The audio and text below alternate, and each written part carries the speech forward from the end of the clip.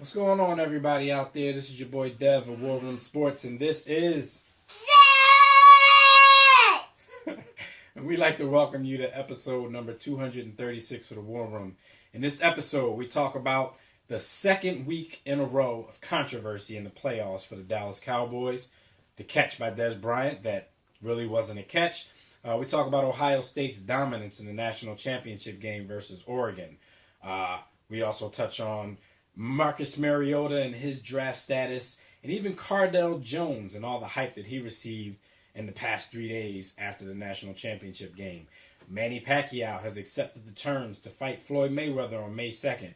Will Floyd make it happen? We don't know. Is Peyton Manning done? That's a question that we try to answer.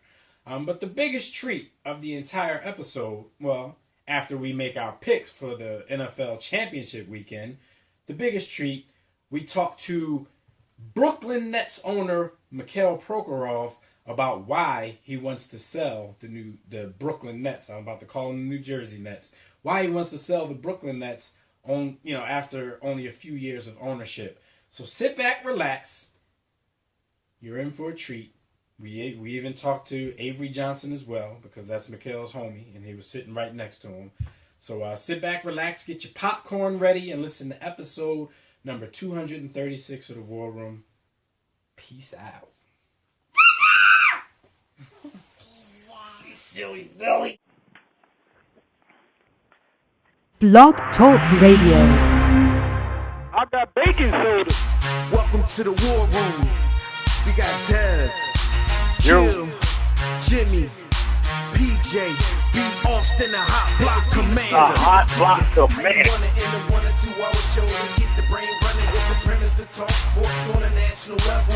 Bold with the topics, sorta like some rebels. When it's game time, they like the Fab Five during prime time. Sports conglomerates speak their minds a little bit. For sports medicine and sports veterans and greats. The 4 for 26, so the war in Kuwait. It's the War Room with 5 nights at the round table. 5 Philly guys diversified and educated.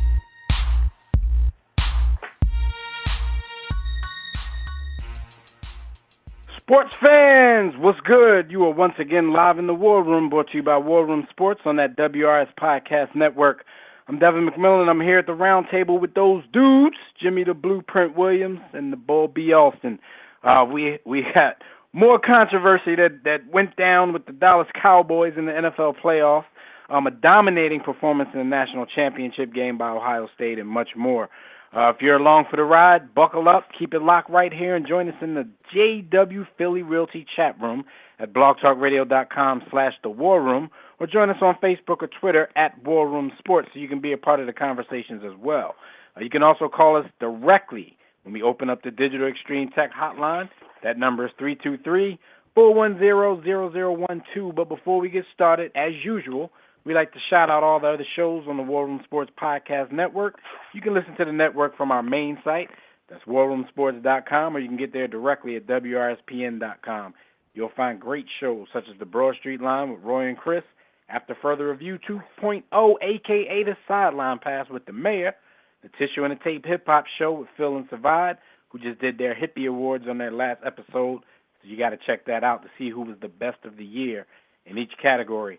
And we also got Sports Trap Radio with Brandon and Anthony and a whole lot more. So you could check the listings as well over at fatsradio.com. That's PHATZ radio.com.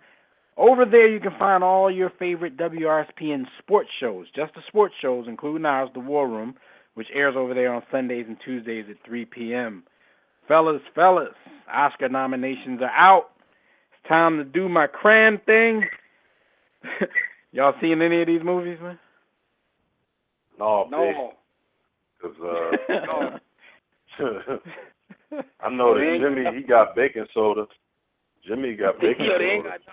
And They got nothing. I got it. Will come on BET Eccentric, so no, I ain't seen them. Yeah, I mean, I'm in the same boat, man. You know, I've seen every movie in the animated category, but that's about it.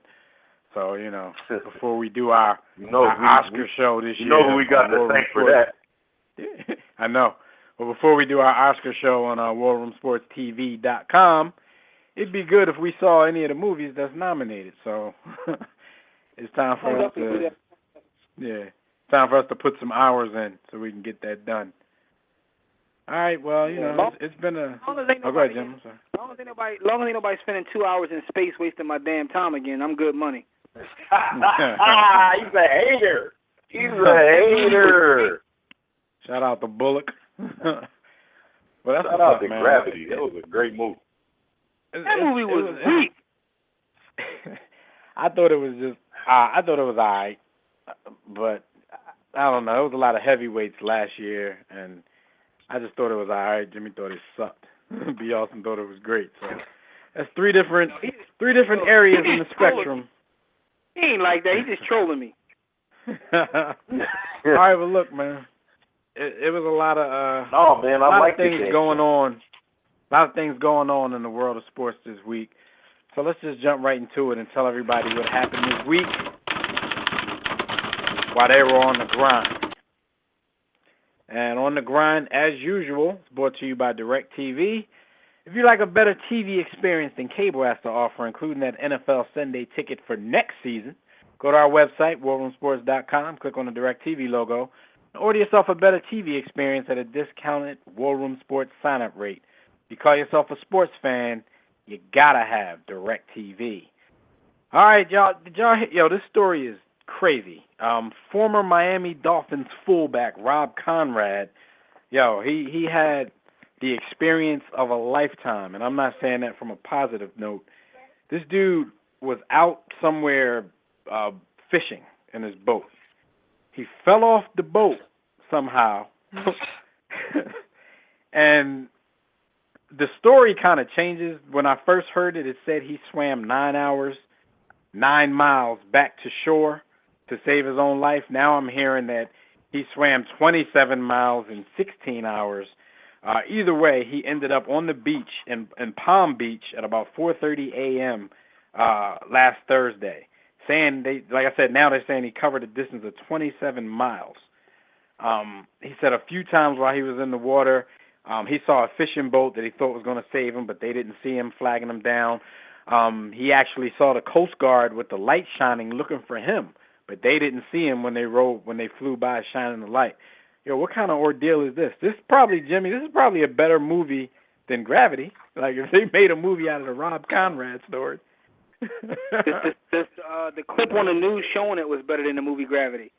Like, and, first off, I'd have been dead, man. I'd have been rest in peace, man. Like, that's a lot. I know people out there listening swim, but, that distance, that's ridiculous. Nah. My man has to live for it. I don't know. I know, Dev, you swim. Jenny, I don't know if you swim. I swim. I swim. I swim for real. Like, I can get that. I'm dead, cuz I'm not swimming 27 miles in the ocean. I swim. Like, I really, like, I'm mean with it. Like, you know what I'm saying? Like, I'm mean with it. But, I'm dead in that case. Chalk me up. That's a long way to swim, man. Shout out to him. This is a phenomenal story. My man said, I'm not trying to die. I'm trying to live. And the funny thing is, being that he's a nice white boy from the NFL, fullback and all, he probably had the beer on the boat and was drunk, and that's why he fell off. So how do you swim drunk? That's speculation on my part. That's my feelings. They're not representative of the War Room, and we're not saying that he was drunk, but B. Austin is saying he believes that he had beer and he might have been drunk. So how did he swim that far? How did he do that? That's a lot of way. I mean, dude, he gave a very harrowing tale. He said he alternated between the breaststroke and the backstroke most of the time. It was crazy, man. It said that his boat was on autopilot when it happened, it's just a wild story, man. He said he got bit by a whole bunch of stuff. He said a shark circled him before moving along. He said there was probably some jellyfish or something down there. I mean, he's adding a whole lot to the story. I'm not saying I don't believe him, but I think Rob Conrad might be trying to be a part of the Oscar proceedings in the next couple of years. I'm just saying. Trying to say he might need more people or something? Yo. I'm Hey, just listen, saying, man. I have definitely alternated between the breaststroke and the back shot stroke and swam in it. But I can't go no 27 miles. I can't do 27. Ladies, I can't, 27 miles. 9 miles. 9 miles. Yo, we can't give him a JoJo award because we don't know for a fact whether he fabricated it or not. But what we can say is this, Ryan. We don't believe you. You need more people. That's like y'all don't believe nothing. We'll stick around. We'll stick around to see, if this is like a one of them Manti Te'o type stories or not. No, but how do you verify our listeners? How do they figure out whether he's lying? I just want our listeners to know, we don't believe nothing. If it sounds like it's a chance, why don't you put that out there? We don't believe. If this was you, I might have I ain't gonna lie, I might have fudged a little bit too if I was him, because you can't really verify this. Yeah, it's like something happened, but it's like extra details. The extra details are for a movie. I'm telling you, he's setting up the screenplay with the extra details. A shark circling, and I got bit by a whole bunch of stuff, jellyfish, and all kinds of stuff. You know what I mean? The helicopter went right past me. Yeah. He's setting up the screenplay. I ain't mad at him, though. I mean, Rob Conrad, 38, been out of the league for a long time. So, set that screenplay up. Set it up. Go ahead, because I ain't mad at you. All right, so this next story, man, the Seahawk fan actually petitioned the NFL to stop harassing Marshawn Lynch. Now, this was GoPetition.com. It had more than 32,000 signatures as of yesterday afternoon. And here's the exact wording of the petition. It says, as of 12, I'm calling on the NFL to revise its media policy that all players are given equal and fair rights as a human being without fear of financial intimidation. As a fan, I've witnessed enough harassment and undeserving consequences regarding Marshawn Lynch due to his very obnoxious anxiety interacting with the media. Blah, blah, blah. It goes on and on. But y'all know Lynch was fined $100,000 earlier this season. That was like half for this year, and $50,000 that was held over from last year if he cooperated from not talking to the media. So we know his latest thing, when the media tried to get with him, Jimmy, you got that clip of how his last interview went? Well, your man, man. I got you, man. Marshawn, man, is out of control. But with all that being said, though, who's more entertaining in the NFL right now, yo? Can you say that how you guys battled, especially with the pressure they were bringing up front in the third quarter to really break through with the runs you had? I'm thankful. Talk about your performance in the second half, the big run. I'm thankful. Marshawn, can you tell us a little bit about the team approach? I'm thankful. When's your next charity event? I'm thankful.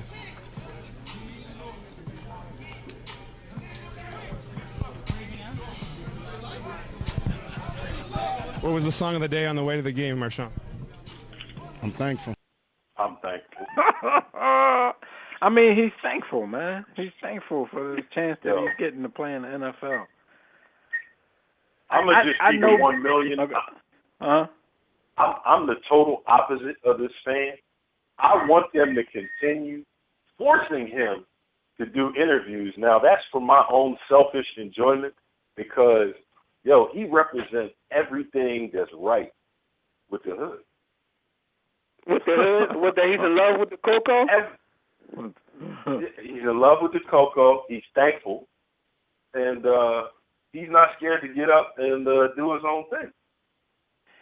That's the thing. I mean, I know it's NFL policy. I know I believe it's like written into the contract that they're supposed to talk to the media at media availability times. But at this point, we know that he has these anxiety problems and he doesn't like talking to the media. So that's all it really is with them now. Like, they're going to come try to mess with Marshawn Lynch just to see, what he's going to do next because they know they're not going to get an interview out of him. So, if you were really being professional and you were doing your job, you're walking around the locker room, you're basically like, all right, I'm gonna skip this dude because I'm not gonna get anything from him. But we live in a different world of media now, and what he's doing is getting these people, more publicity, more quote unquote shares, more likes, more stuff like that. And, it's turned into a running joke. We find it funny because it's funny as hell. But at the same time, it's like they know what they're going to get, and they're going to, but they do it anyway. So I put more of it on them. Because they don't have to harass that man, and risk getting him fined. They're getting him fined because they don't want to stop messing with him. I totally agree with you, Dev, and that is the logical, mature position in this. But there's a flip side to this. And the flip side works this way. Marshawn Lynch is very well paid to play a child's game, and the expectation is that you say a few words to the media. You don't have to be super articulate, as we've seen many, many times with those that are freshly freed from slavery who get up in front of the microphone and say nothing but a bunch of cliches. So, I mean, dude, he's well paid. All you got to do is talk a little. Now, if it's anxiety, all right, cool, understood. But I also believe that he benefits from this stuff because of the day and age that we live in. Because there are folks that will pay him just because of his notoriety now off of the fact that he gets up and gives these ridiculously funny one-word answer interviews. So it's a two-way street. No doubt. Yeah, I mean, I have nothing really to add. B. Austin hit the nail on the head with that one. Like, I mean, it's part of his brand. People love him for this. Right. But he's not going to stop. And like Dev said, if they know he's not going to stop, so it's like it's a never-ending circle, yo. Yeah. Yo, my man stands on the sideline holding his, you know what I mean, throwing up signs. Like, this dude dives knows. into the end zone holding his... Yo! Everything he does involves him holding his man. So that's the thing, man. Like that last one was strong though. He wasn't even. He was on the sideline. Wasn't a part of the play. My man running back a pick. Yo, he wasn't a part of the play. All right, so look, man. That's Marshawn Lynch, man, and I can't wait to see what he's gonna say this week before and after the game. Y'all remember speaking of the Seattle Seahawks and the Green Bay Packers. Y'all remember that play on Monday Night Football that's called now, the game is called the Fail Mary game, because the replacement refs made the bad call at the end of the game, giving Seattle the catch. Y'all remember the game. Well, the replacement official, Lance Easley, he said because of that, he continues to struggle with like mental illness. He's battling depression and post-traumatic stress disorder since making that famous call, a couple of years ago. Quote, he said, right now I'm just trying to keep my life together. It's really difficult. It's almost like a funeral, and the days around it, you have a lot of support and you make it through. But as time goes by, you still have to process the loss of a loved one. I have no clue what he's talking about. He said, I felt like I didn't want to be here anymore. I never acted on it. It was horrible to have those thoughts. I hated having those thoughts. But through all of this, he said he still maintains that by the rule he got it right. I'm not sure if I agree with that, but he thinks he got it right. But he was like, he's gotten death threats, people clowning him and stuff like that. Like, what do you guys think about this 2 years later? This dude's still going through this. I mean, he works at Bank of America on his I thought first off that, like, he was yamless and he just wanted attention. But I read further into it, and they said that he has mental issues outside of this. Like, this isn't the first time that, something's been up with this dude. So this is just an extension of that. Mental. So basically, you're saying he has an inclination to fall into depression because he's done it before. So even if we don't think the situation is that serious, this is what he goes through. This is what he did. This is his thing. And he's threatened to ride on himself before. So from what I've read now, I don't believe half of what I read on the internet no more. So from what I've seen, this dude, has a history of this, and all them fancy words Dev said, I agree with that, whatever he talked about. But my man got issues, man, and this because when I first saw it, I was like, that call really? Like, yo, it's over with. Like, refs make bad calls every day, B. But again, this is a man who has a pre-existing condition. There you go. And that's what it is. Should So he have been? if If they knew he had that type of mental issue, should he have been refereeing a game? I mean, when you think about it on the surface, you don't think of that being, something that could be a mental challenge. But when you think a little deeper, it's a single individual calling a game in front of millions of people, and he's always going to be wrong in someone's eyes with the call that he made. That's a lot of mental pressure. So he probably shouldn't have been in that position to begin with. No doubt. And it says he's been on doctor-ordered medical leave from his job at Bank of America since June, and his 28-year marriage fell apart in September. He's consulted with medical experts and counselors, taken doctor-prescribed drugs, and entered a psychiatric facility, as well as making 2 visits to a mental health rehab center. So that's probably what it is. He's going through it. He lost his lifelong yamage, and he's going crazy. Yeah, you know how that happens. So shout out to dude, man. I hope he to get out of. I hope he gets through this, man. It's a side note, but when I see people that have been married like 25 and 30 years and break up, y'all be like, what the hell happened, right? Y'all been together for 28 years. Like, at that point, you should just be like, knock it. Like, just break up for what? Like, break up for what at that point? Because first of all, if you've been married for like 28 years, you kind of old. You probably ain't got no prospects outside of that. So, like Jimmy said, you just want your lifelong yamage without having to work for it. Just chalk it up, man. just chalk it up. All right, man. So shout out to dude, though, man. I hope he gets better. And some not so good news. Well, that wasn't good in the first. I'm sorry, that wasn't good. But and some sad news, should I say? That wasn't right. I didn't mean to say that though. In some sad news, Devin Still, we all know Devin Still from the Cincinnati Bengals. He posted some news the other day saying that, after the treatment and, everything his daughter Leah went through, that he got some bad news the other day that her cancer is not gone. So she's still fighting, that stage 4 pediatric cancer. He basically said, quote, I wanted to hear so bad that my daughter's cancer was gone, and when I didn't, it hurt me bad. I couldn't even bring myself to tell my family the results without breaking down. I honestly just wanted to shut down from everyone. But, Leah has the prayers of damn near everybody in America, because the story's been out there and all that. So, we hope that they continue to fight. She's in good spirits, though. She always takes videos.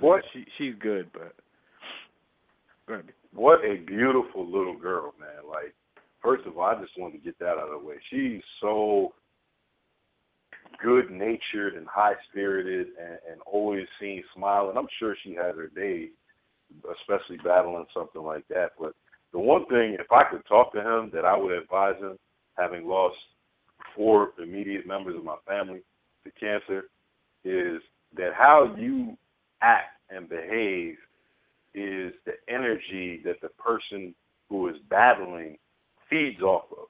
So, like, when my mom had to go to chemo, a lot of that time I felt sorry for myself, like, dang, why does my mom have to have this? And I don't want to lose her and this, that, and the third. But in front of her, I was happy-go-lucky, and he has to do that for his daughter so that she can maintain that high spirit. And how a lot of times the mind, I believe the mind and the spirit being linked, how you go into those type of things with your mental condition is how you'll beat it. So she might not have won the first round, but it's a long fight, and I have confidence that she'll win. She's got a lot of prayers behind her. She'll win in the long run. I just want to say, when I see a story or anything about this, the young lady or just her fighting or whatever, I can't even read it. It's like straight onions. Soon as I see, the headline, because this is terrible, man. F cancer, that's all. Absolutely. and you sometimes you think of the worst, and I'm sitting there like, we just went through this with somebody, everybody knows in Stu Scott, and now this girl's gotten so popular. Like, if you ever heard the bad news about that little girl, and whether you have kids or not, you can just imagine how it would feel for somebody to lose their kid. Man, it would be crazy. Jimmy talking about onions, boy. Dude, that'd be serious. That definitely gets you. Serious. Listen, man. No doubt. No old folks and no babies, man. No, man.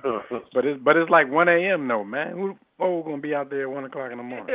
Who's at the Julio? All right, man. So that's what happened this week while y'all were on the grind, man. Jimmy, let everybody know who's having a birthday today. Yes, sir. For those who may be listening for the first time, shame on you, but birthdays are brought to you by Digital Extreme Technologies. Do you or your business need a custom website?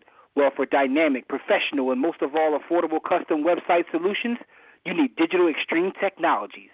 No need to break the bank for an effective online presence. Top quality results-driven websites at incredibly affordable prices. Financing options are available. Visit digitalextremetech.com or call 267-205-4203. And for a discounted rate, make sure you tell them that War Room Sports sent you. No money. My birthday! Now, Yay! The birthdays. And first of all, I just got to say that I love doing the birthday segment because you forget about certain athletes as time passes and always brings them back up. Matt Holliday turns 35. Shout out to Brent Easley. Yo. No, that's the wrong holiday. That's the wrong holiday. That's the wrong one. This is Matt. Roy Halladay. Yeah, this is Matt that used to rock for the Cardinals. Roy Halladay is Brent's man crush. Drew Brees turns 36. It's funny because you haven't really heard him mention it. Of course, they had a terrible season, but it's usually like Brees, Brady, and Manning, and he's kind of like been left out of that lately. Rodgers.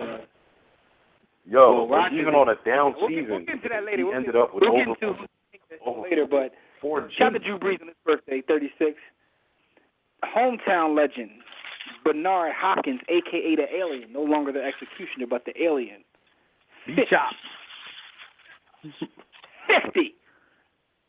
Randy White, 62.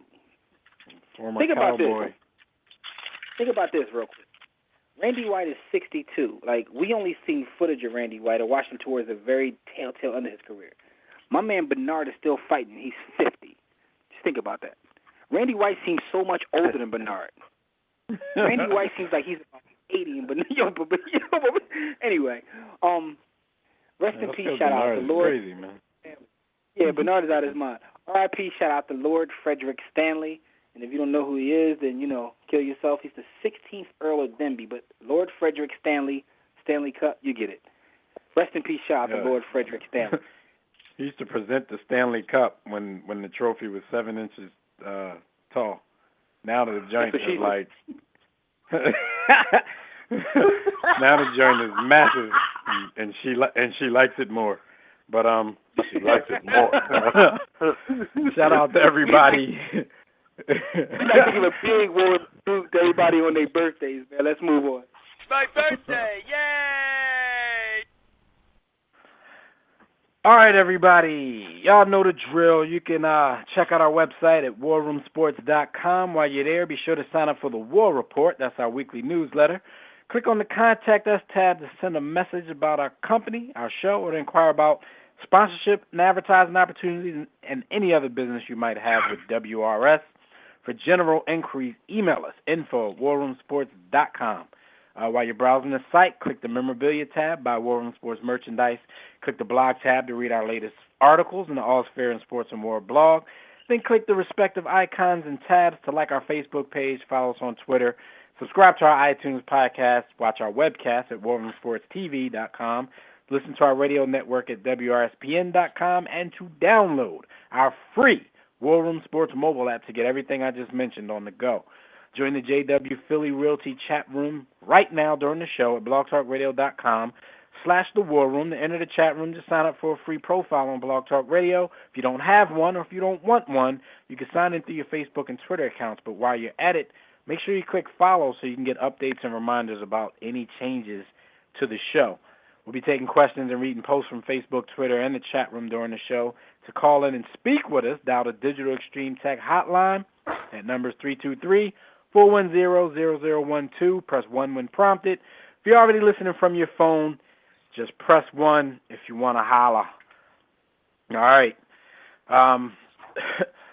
We're going to get into these hot topics in a minute. Of course, hot topics always start with Fred Perdue's segment from collegefootballextra.com. We had a crazy national championship game earlier in the week. I don't know if anybody expected to go the way it went, but we're going to recap that with Fred, and I got a couple of questions for him about some individual players as well. So before we do that, Jimmy, let everybody know who Hot Topics are brought to him by, and then we'll get Fred on the line. Absolutely. The Hot Topics are brought to you by Audible. If your schedule is too hectic to read as much as you want, try audiobooks and kick back and let someone else do the reading for you. All you have to do is visit Audible. That can be done by going to audibletrial.com/warroomsports. That link right there will get you a free audiobook. It's yours to keep no matter what you decide. It's audibletrial.com/warroomsports. There's so many great books on there, business books, sports books.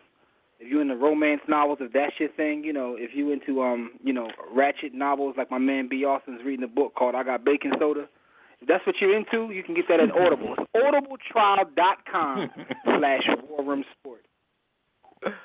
Oh, man, true to the game. Be more careful. Like I said, everybody, the national championship was kind of wild, and, of course, we have the homie Fred Perdue on the line to talk to us about it from collegefootballextra.com. Fred, what's going on, man? How you guys doing this evening? Pretty good. How are you? Pretty good. Happy that Ohio State did what I thought they'd do. Not in the way I thought they'd do it, but they did it in a better way. Yeah, because you did have them winning the game by 3. But they went out there and said, to hell with 3. We're just going to smash these dudes. Yeah. Basically, recap it. What did you see? Why do you think this game went the way it went? Why did they dominate Oregon like that? Well, it looked exactly like I thought it would. Ohio State would be physically dominant. They struggled with the speed of and tempo of the offense early on. But that physicality on defense, they have an SEC style of defense. Those guys are big, they're fast, they're strong. Von Bell, you have guys like Michael Bennett out there. You have Joey Bosa. He's really becoming one of my favorite defensive linemen I've seen in a long time. And just big shout out to him because he's one of those guys. I really wanted him to come to Miami, and it didn't happen. But whatever. He's that guy I really think is going to be a really good player in the NFL when it comes time. But that D-line, it really came out to that. They made Marcus Mariota's life pretty much hell, if you really want to call it that. Even with Ohio State really, really just trying to give the game away. They had a fumble by the quarterback at the mesh point between him and Ezekiel Elliott on the read option. You had the fumble off the sideline by one of the receivers, a couple other fumbles. It's like you're giving the game away, and Oregon just that offense is just it's great when you're playing the Pac-12 and slower teams like Michigan State, but when you're playing physical, fast teams that have the same speed you do, it's a little more difficult to use that trickeration. If you can't stay on schedule with that offense, like there's a lot of running, read option, zone option type of teams with Oregon, the Georgia Techs of the world, the Oklahoma States who run that stuff, and the Texas A&Ms, all those schools who run those option offenses out of the shotgun. You have to stay on schedule. You have to hit on first down. You have to hit on second down. You can't have a lot of third and long. Well, Oregon has a lot of third and long. We're Eagles fans. We know. And you can't go for it on the goal line and not get it from the shotgun. You have to do something more than just run straight ahead. You get stuffed on the 1 yard line, and Ohio State goes right down the field. You know what, Fred, and I'm gonna let you finish, but you can borrow this and use this with your listeners and following. I believe that running out of the shotgun in short yardage situations is living an alternative lifestyle. So you can figure that out. But you can use that. Well, I'm kind of on the same belief. I don't understand why a lot of these teams, whether it's high school, college, or the NFL, why get on the 1 yard line and say, I'm going to run from the shotgun? One, you're 3 to 5 yards behind the line of scrimmage automatically when the ball comes out. And two, you're having to run, while you're running downhill, you're still having to gain a head of steam, whereas they're going to have some push, any kind of push in the backfield, you're done. And that's what hurt Oregon across the board. What really hurt Oregon to me is looking at their offense throughout the years, whether it was Chip Kelly, Mike Bellotti, or Mark Helfrich, whoever is their offensive coordinator or offensive guy ahead of that offense, they always never developed the passing game farther than a simple hitch, a simple slant. They always never. They just don't do it. They just don't do it. There's nothing complex about it.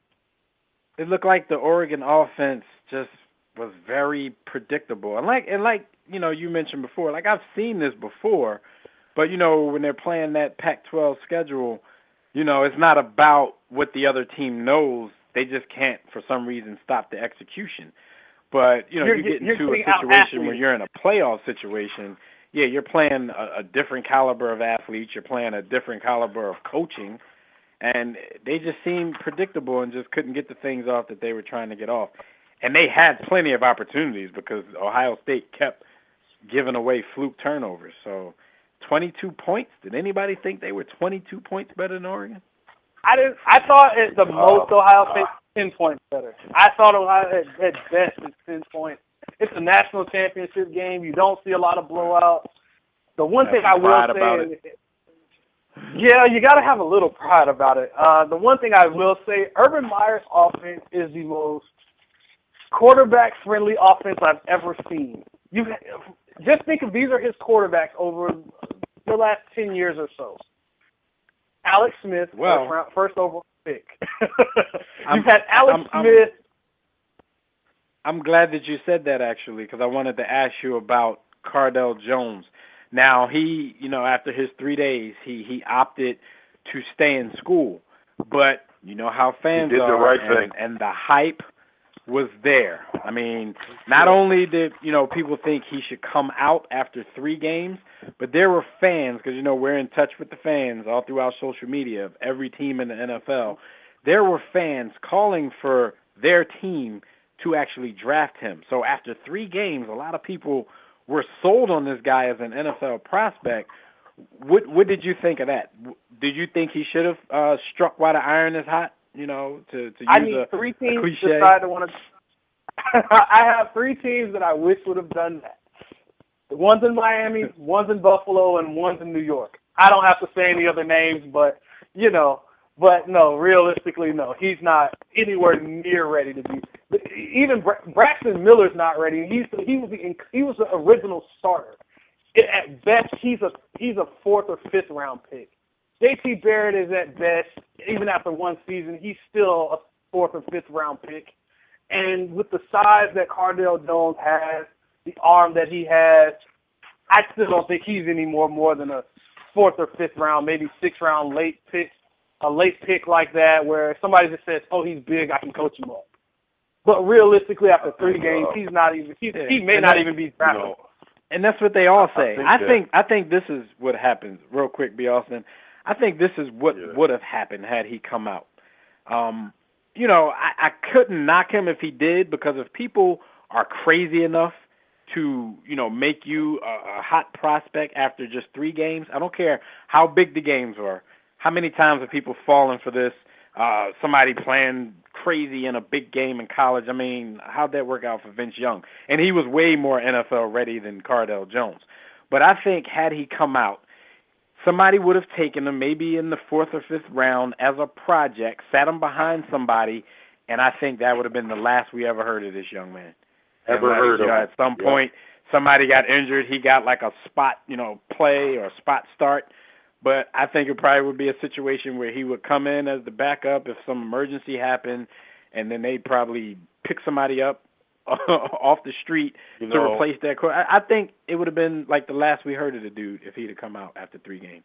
Quite honestly, after seeing him in that game, Go ahead, Fred. Quite honestly, when I saw him, he didn't look all that comfortable in the passing game. A lot of it was a lot of downfield throws. We all can see he can throw the football down the field, but when you get to the NFL, you're not throwing the ball 60 yards downfield and your guys are coming down with it every time. Talk it doesn't to him, work. Fred. Talk to him, Fred. It's funny. I think we as fans, and I probably shouldn't include myself, but I don't want to sound too condescending. We as fans look at measurables, arm strength, height, weight, speed, and we equate that to being good at that position. And there's a mixture of reasons why, but all I would say is that playing quarterback in the NFL is more akin to being a chess master than it is to being just an athlete. And I don't think the average fan realizes and understands it. And I was watching both Mariota and Cardell, and both of them, I'm not even being funny when I say this, but both of them look more like high school quarterbacks than NFL quarterbacks. And I guess that's because they're not that far removed from high school. But the throws that they were making were not NFL throws, especially Cardell. They gave him a simple 2-read job. Look down the field. It's covered because Oregon takes that away. And either look in the middle to a stationary target or look to the flat. No moving, no anticipation. Nothing that even Jameis Winston does, because Jameis Winston does do a good job with anticipating 15-yard dig routes in front of him, crossers, and he makes some NFL throws with some touch. I don't see that with Marcus Mariota, and I definitely didn't see it with Cardell. They give him simple things to do, and he doesn't, which is what he's supposed to. He's a long Cardell was one read. He was one read, and then I'm running. And fans are excited because he's running over linemen, he's running over linebackers. But is that what you want your quarterback to do on the next level? I mean, Washington is like begging Robert Griffin III to learn how to slide, to learn how to throw the ball away. Like, you don't want your quarterback doing that. Fans disrespect NFL. Fans disrespect NFL defenses because I don't think they understand what's on the other side of that ball, man. Everybody that starts in the NFL, right down to Casey Matthews, is a superb athlete of the highest order. Like, oh, man, that's enough. Shout out to Ohio State, man. Congratulations. They got a lot of Zeke Elliott, my man, Duck Hunt, a.k.a. Duck Hunt. He was out there killing them. Well, wait, one thing I will go ahead, Fred. Go ahead. The one thing I will say, and I got to give a shout out to the worldwide leader. We all know who that is. They put on this sports. Maybe. Big shout out to the worldwide leader in ESPN for going out and putting on the mega cast. I don't know if anybody just watched the regular version, but every time now when they have a national championship game, they did it last year to try it out, and I really liked it. They put 4 or 5 coaches in a room, and they do it almost like a film session. They show the coaches' film. And if you really want to become a smart football fan, watch that, because you really get it from a coach's perspective, not a commentator. And I understand the Kirk Herbstreits and all of those guys; they're great people to listen to. But when you hear a coach like a Mike Riley or a Derek Mason, who's the head coach over at Vanderbilt, or a Paul Narduzzi, who's at Pitt now, or whoever they decide to have, plus the couple guys that they have in there, the Chris Spielmans and all of those great names. When they're breaking this game down as it's happening live, you become a smarter fan.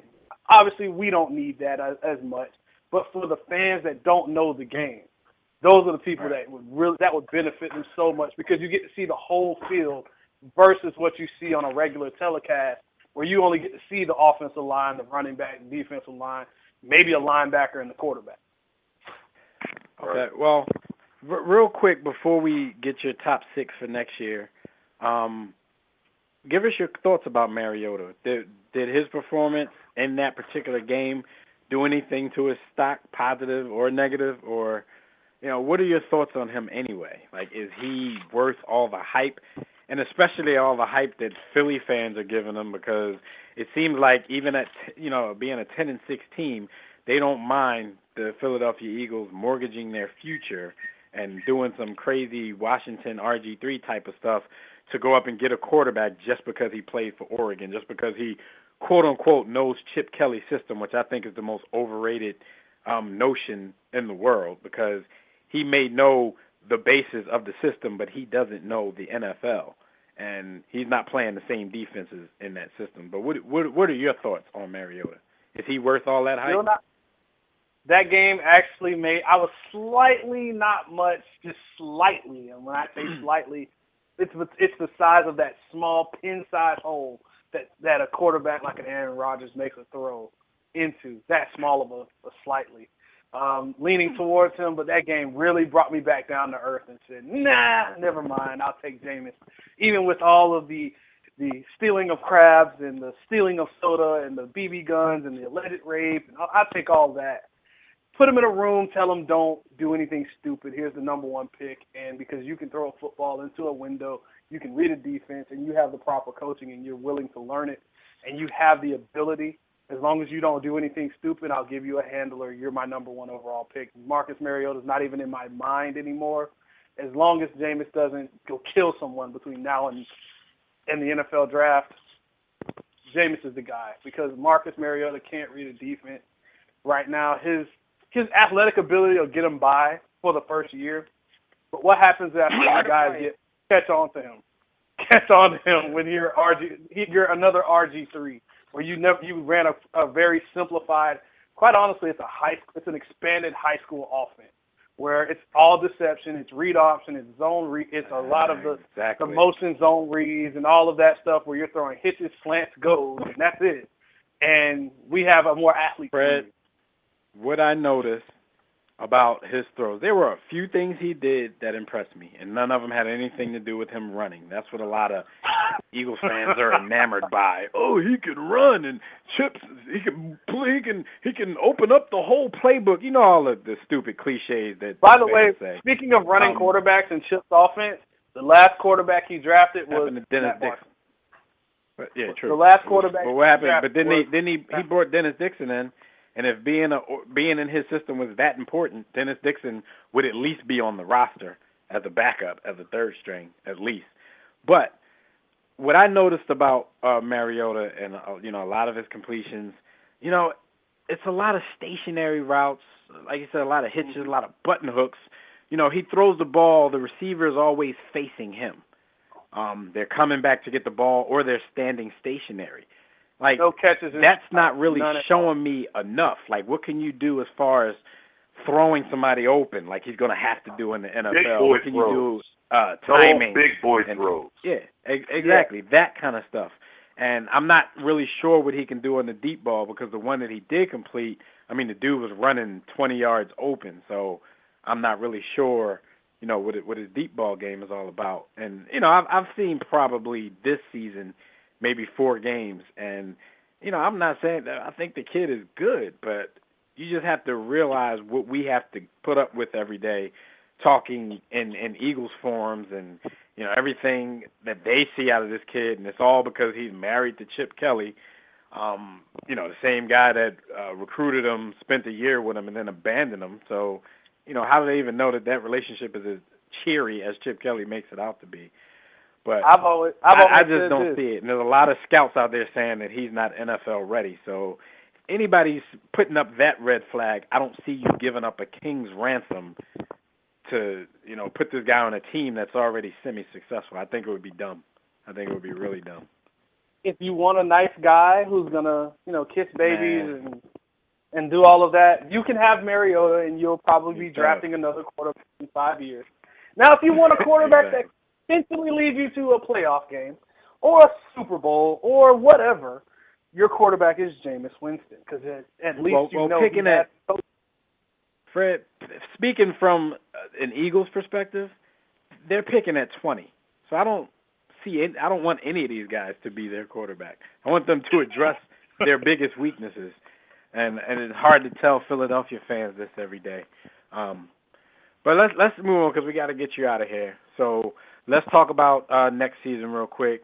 Give us your top 6 teams going into next year, and how you think it's going to start the season.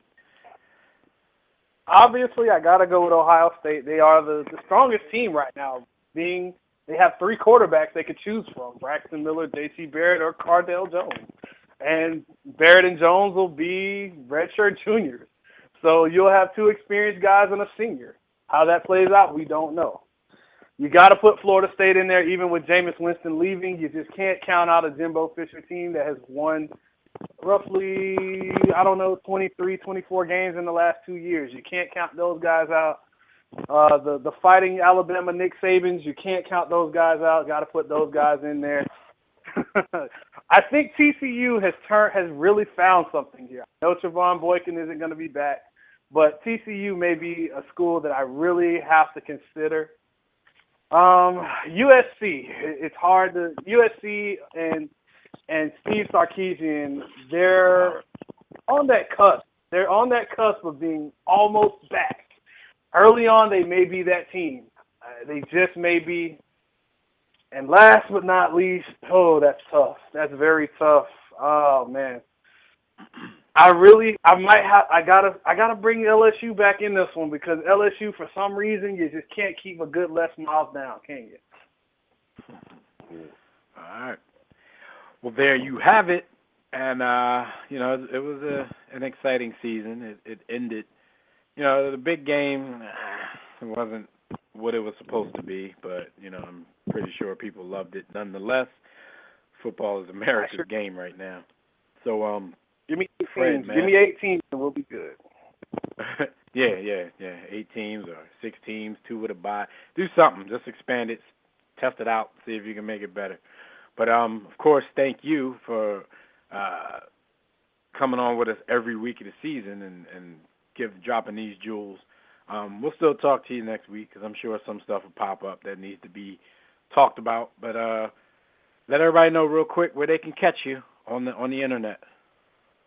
You guys can reach me on Twitter at @FPurdueSports. I'm always talking college football. We do have a little thing called signing day.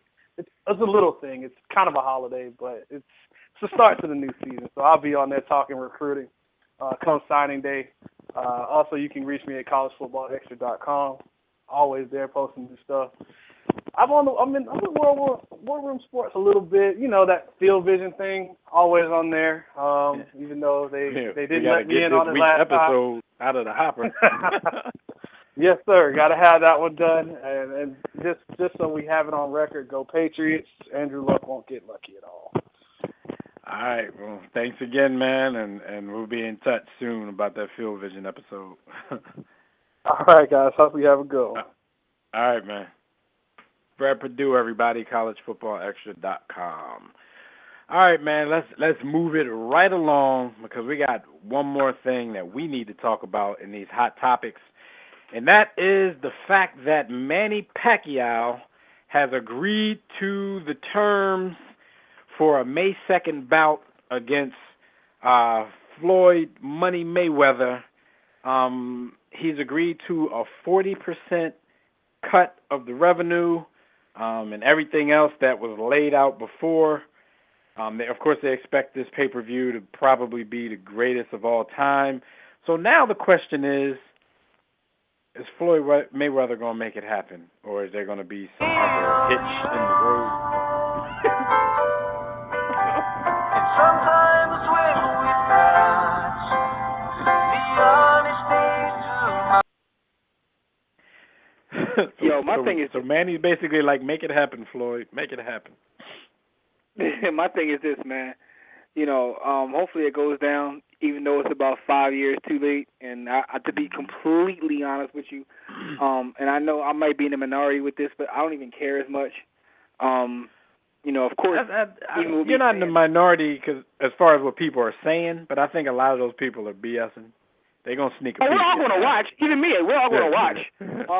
But it's still not going to have the same, regardless of what happens or if it goes down, it's not going to have the same, feeling as if it would have happened 5 years ago. Right. Like, I think a lot of it, like, is when Manny got beat a couple times, that like just took the steam out of it.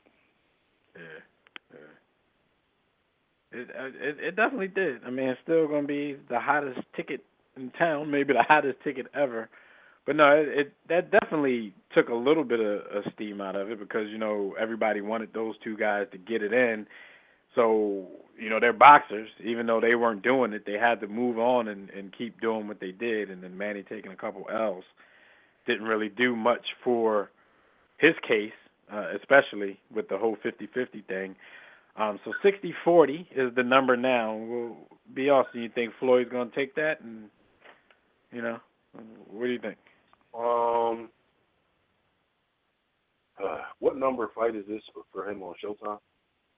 This would be He has 2 left, I think. 2 left. It would be this one and another one if he took it. No, I don't think he's going to take it. I think that he'll figure out a way to prolong it because I think he wants this to be his last fight. If he takes it, I mean, Floyd has found a way to fight so many other fights in between this and, you know, now coming to some sort of terms. He even found time to beat up the women in his life. But I don't I knew know the shot was coming. I was like, he's talking real nice about the dude. The shot had to come. I don't know that it'll be this fight. I think that he'll turn it down. And if he fights him, it'll be the last fight. It'll be the last time that we see Floyd, unless somehow Manny lucks up and wins. And I do say lucked up because as pork chop greasy as I speak about Floyd Mayweather and him being the coon that he is, I still think that he is pound for pound the best boxer in the world and the most talented. So, you know, there's no reason for him to be a coward. There's no reason for him to duck Manny. There's no reason for him to hit women. There's no reason for him to duck out on a tutor that can teach him to read. I mean, there's no reason for those things. So that's kind of my take on it. All right, so everything, according to the Pacquiao side, you know, everything was agreed to, including the gloves and the drug testing. So they, you know, each fighter would be able to select his own brand of 8-ounce gloves. Mayweather usually wears Grants. Pacquiao usually wears Cletos. As long as they're 8 ounces, Yeah, you know, that would be real quick. Mm-hmm. I think Manny's feeling the heat financially. I think he needs this more than Floyd needs it financially. I thought that was always the case. I mean, even like maybe as far as 2 years ago, there were rumors about Manny's financial situation, but I still think he wanted to fight the whole time. But you know, you had the whole drug testing thing back then, and it was a matter of not submitting to the kind of drug testing for him. He wanted that Olympic-style drug testing. You know, whether Manny was on the juice or not, you know, they couldn't get anything together on that front. So hopefully it happens, man. I mean, I'm like Jimmy. I think it's lost its cachet a little bit, but I ain't gonna front like I'm not gonna be front and center for it whenever it happens. And hopefully we don't have to keep waiting, man. May is long enough. So get it done. Our stat of the week, simple one, but it's a new record. Tom Brady has overtaken Joe Montana for the most postseason touchdown passes of all time with 46. An honorable mention to Ezekiel Elliott. We were going to use him as the stat of the week, but his stat, you know, really spans over the past 3 games because he's been up over 200 yards in the past 3 games, all of them being big games. The championship game, the first playoff game, and the championship game in the conference, the Big Ten championship. So shout out to him as well. But let's talk a little NFL football right after I let you guys know again that you can check out our website at warroomsports.com to call in and speak with us about any of today's topics. Just dial the Digital Extreme Tech hotline. That number is 323-410-0012. Press 1 when prompted. And if you're already listening from your phone, just press 1 if you like to speak to us. And I see we have some callers on the line now. So, Jimmy, if we want to take those before we talk some football, that's on you. Hi, Peter King with the MMQB here, and you're listening to The War Room at the War Room Sports Podcast Network. Oh, yeah. Okay, let's go out to Cali real quick. Let's see what the homie Rob got to say, man. Rob, what's going on? What's up, Cali man? Rob, Cali Rob. What up, Cali Rob? Yeah. You there? Yeah, man. Ooh. But, What's on your okay. mind, bro? Okay, real quick. You good? Man, the Laker game versus Miami, it was just a total debacle. Letting Kobe take those shots at the end was ridiculous. Kobe went like 3 for 90. Kobe got to stop. Dude, I heard they shopping for Kevin Love. Get rid of Nick Young. Give them a pick. All of our draft picks. Oh, you know he don't like Swaggy. Probably never liked Swaggy. Yo, anytime Rob call over the trade, it's always Swaggy P involved. Listen. Hold on. Be awesome. Would you want? Well, he was already with the Sixers. Did you like him when he was on the Sixers? No, I mean it ain't really matter. It's not that I like or dislike it. Yeah, he's one of those guys. He don't really matter because he's not gonna win games for us. But sometimes you need scoring, and you definitely need bench scoring because he can score like a starter. He just, he's just a little eccentric, man. I don't dislike him. I like to watch him when he's not on my team. Yeah, he's just corny, but I think he can play. Man, okay, real quick, jumping from that. I mean, if you could put him in the package to get a superstar, I feel you. But y'all sure y'all want Kevin Love? Hell, dude, this is a city built on big man. Man, Will, Kareem, Shaq. We need a big man to bring us back, dude. Build it around a big man. But I don't know if his name is going to fit in with that. I mean, Kareem, Shaq, Will, Kevin Love. Like, that don't sound right. He's a good. Kevin Love is that. He's a good power forward, man. But Yo, as my man B. Austin likes to say, he's the unpowerful forward. Yo, you can't use that for white Moses. I actually agree with that. I'm starting to think we were disrespecting Moses saying that. But we definitely was disrespecting Moses, man. My man is a stat stuffer, man. He ain't really about that life, but Before we get you out of here, man, we know you're an Eagles fan, man. You want them to trade 3 picks and some veterans to get Mariota? Man, that sound like somebody who had like a hangover who made that statement. The whole fan base. Yeah. Oh Lord. I think they still come up that New Year's Eve, But here's the thing, man. The thing. You want Mariota over Foles, though, don't you? You want to get rid of Foles? I never said get rid of Foles. My beef was with the Eagles fans on the internet. Every time I criticize Foles, they get mad at me and go crazy. I apologize if it came between any of y'all in the war room, but here's the thing, though. Let Foles develop. What to me, when nobody else is talking about, they always talk about the secondary. But Trent Cole's contract is coming up, too.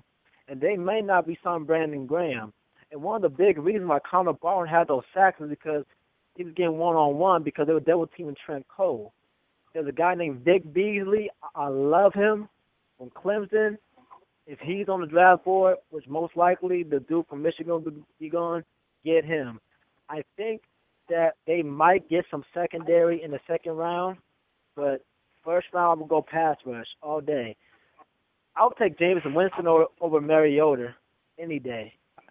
I wouldn't be mad if they got a nasty pass rusher, because that's no matter who we got in the secondary, if the pass rush is crazy, they're not going to have to be back there guarding that long. So I would rather them adjust the secondary, but if you had a can't-miss pass rush prospect, I wouldn't be upset with that either.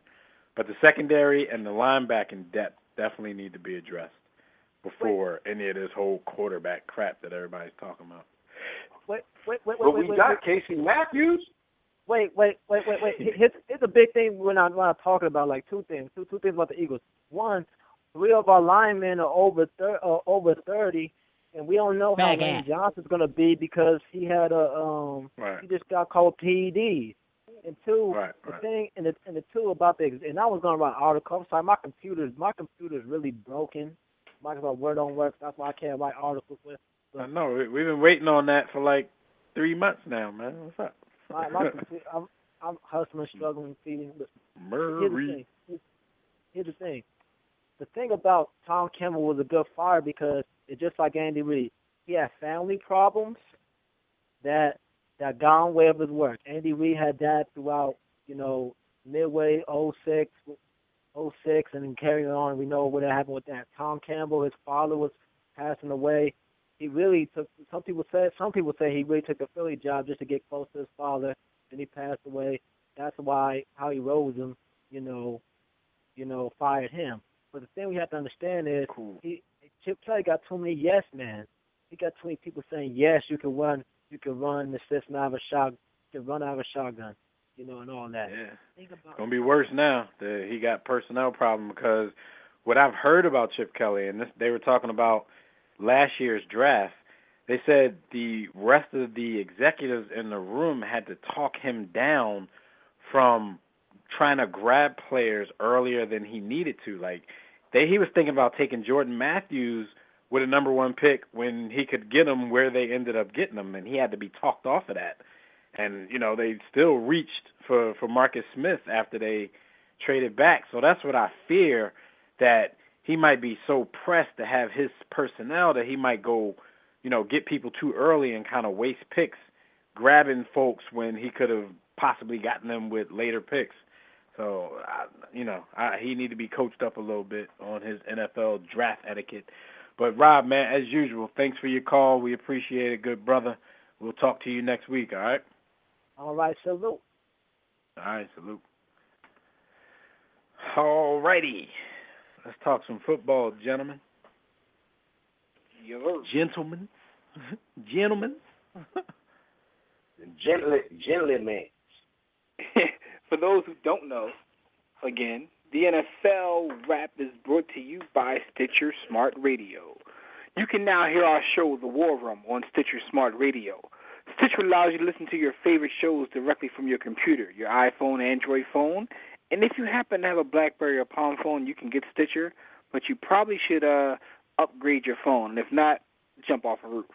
The latest episode is always available for you. No syncing needed, no memory or storage wasted. Stitcher.com/The War Room, or go to WarRoomSports.com and click on that Stitcher logo.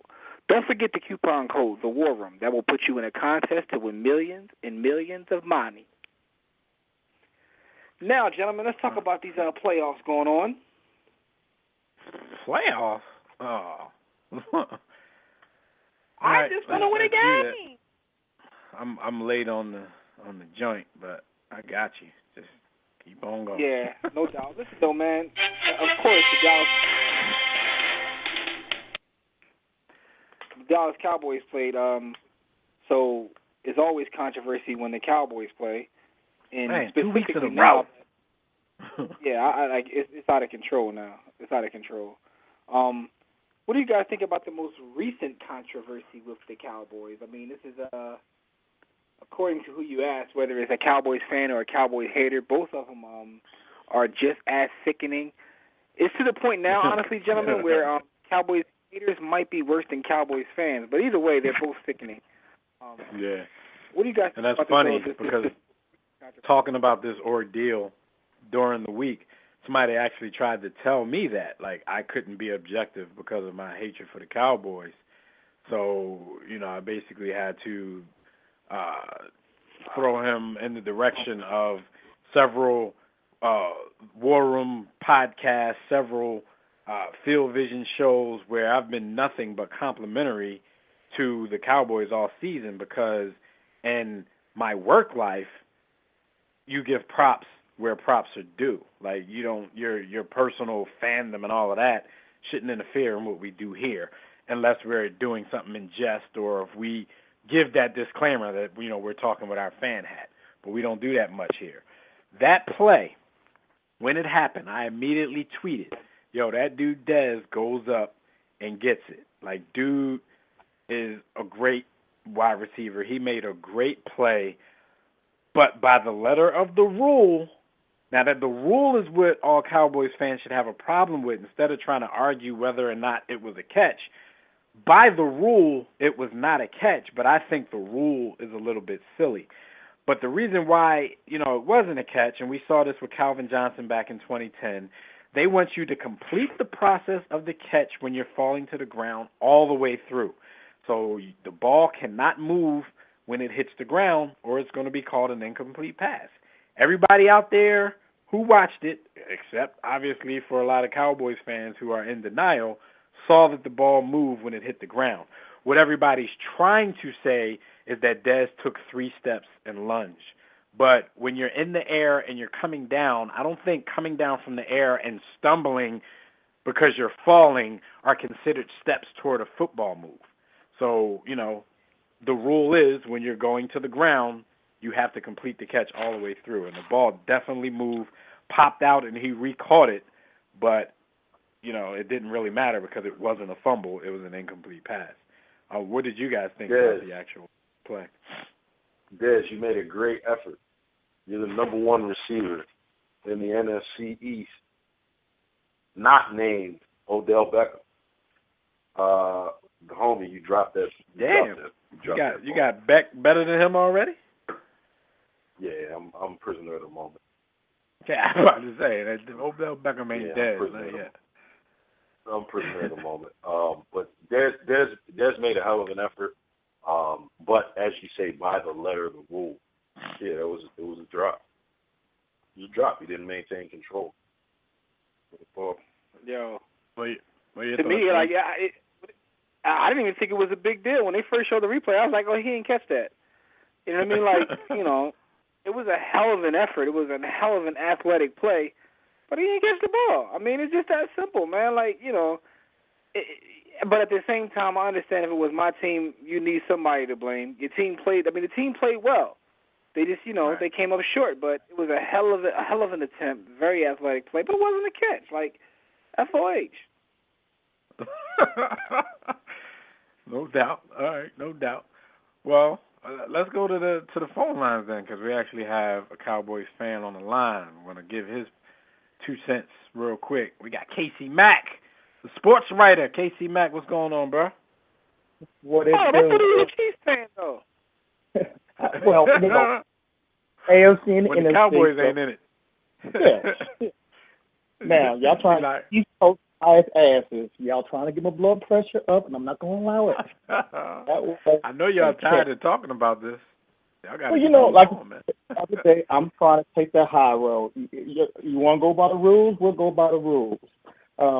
When he had 3 feet down. If he would have went out of bounds, that would have been a catch. If he would have hit that pylon, that would have been a touchdown. Like, unfortunately, it didn't happen. And I'm Grandma had balls, she'd be grandpa. Well, okay, maybe the pylon, Casey Mack, but not if he going out of bounds. It's the same rule going out of bounds. If he gets 2 feet in and he falls out of bounds and the ball bounces out when he touches the ground, that's still an incomplete pass. Yeah, he had 3. You got a case. No, it doesn't matter. That's what I'm saying. If you go to the sideline and you dot it 3 times, you can dot it 4 times, but if you fall and the ball pops out when you fall out of bounds, they're going to call an incomplete pass. See the ball. They're supposed to. But that's what I'm saying. It's the rules. It's the rule. It's not the actual act. Like, what you say? Well, and make it so bad. You're talking about tweeting. I had in my tweet, I was tweeting, I said, there goes Michael Irvin's son. And I could not push the doggone send button because of the stupid revealing the doggone play. But as a Cowboys fan, I will be big enough to say, we did not lose that damn game because of the doggone catch. We lost the game. I'll tell you exactly when we lost the game.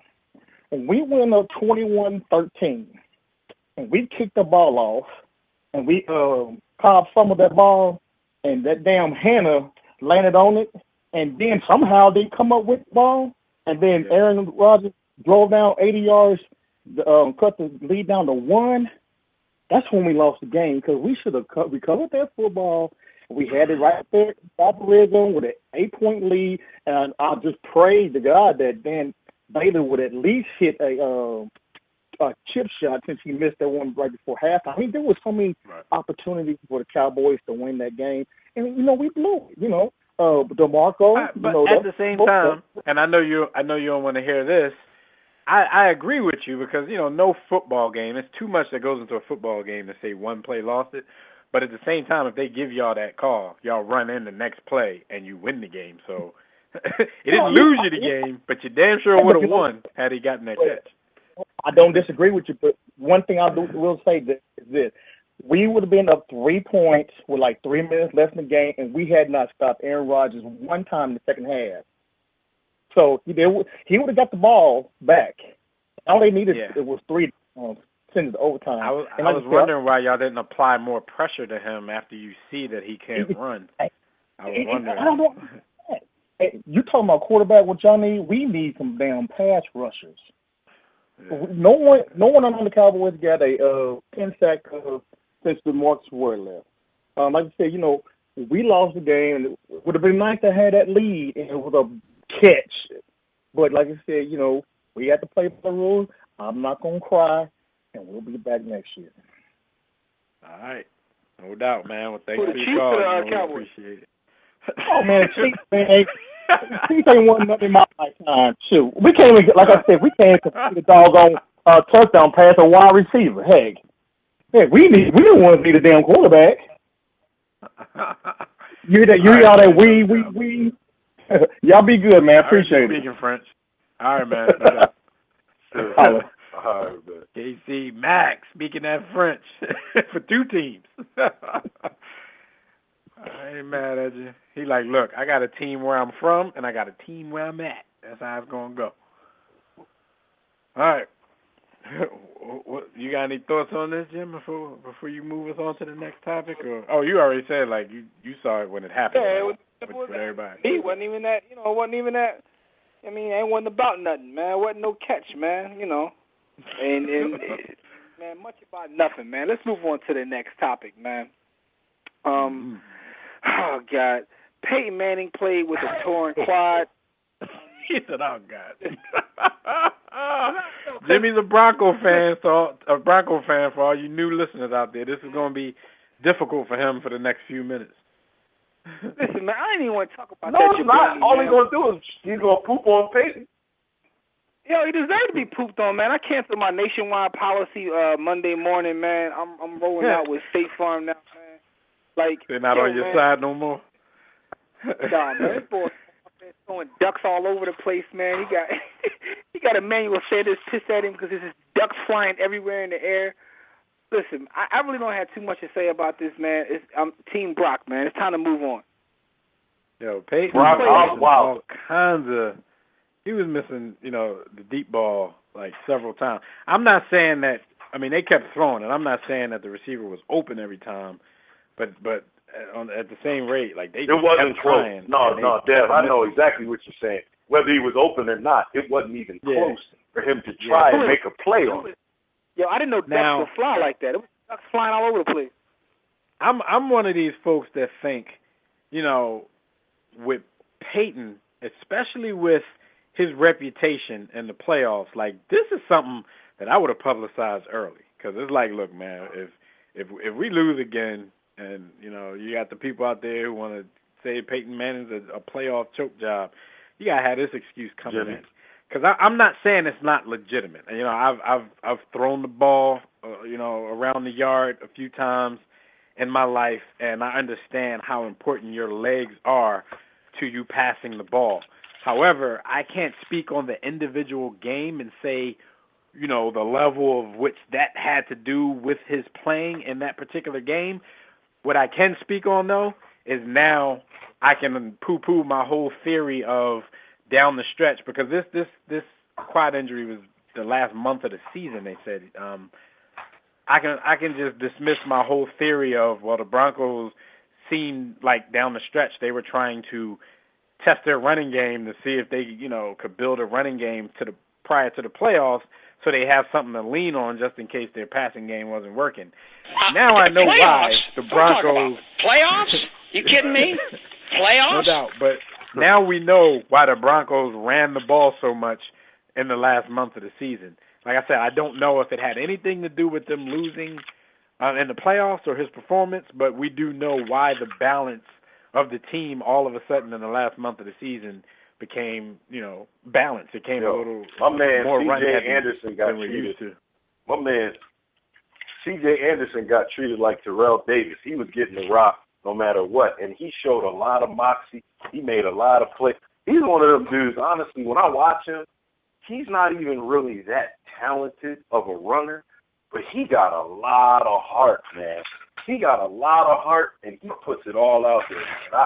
I like CJ, man. But you cannot throw. You cannot throw a football. You cannot shoot a basketball. You can't do anything full body if you have damaged wheels.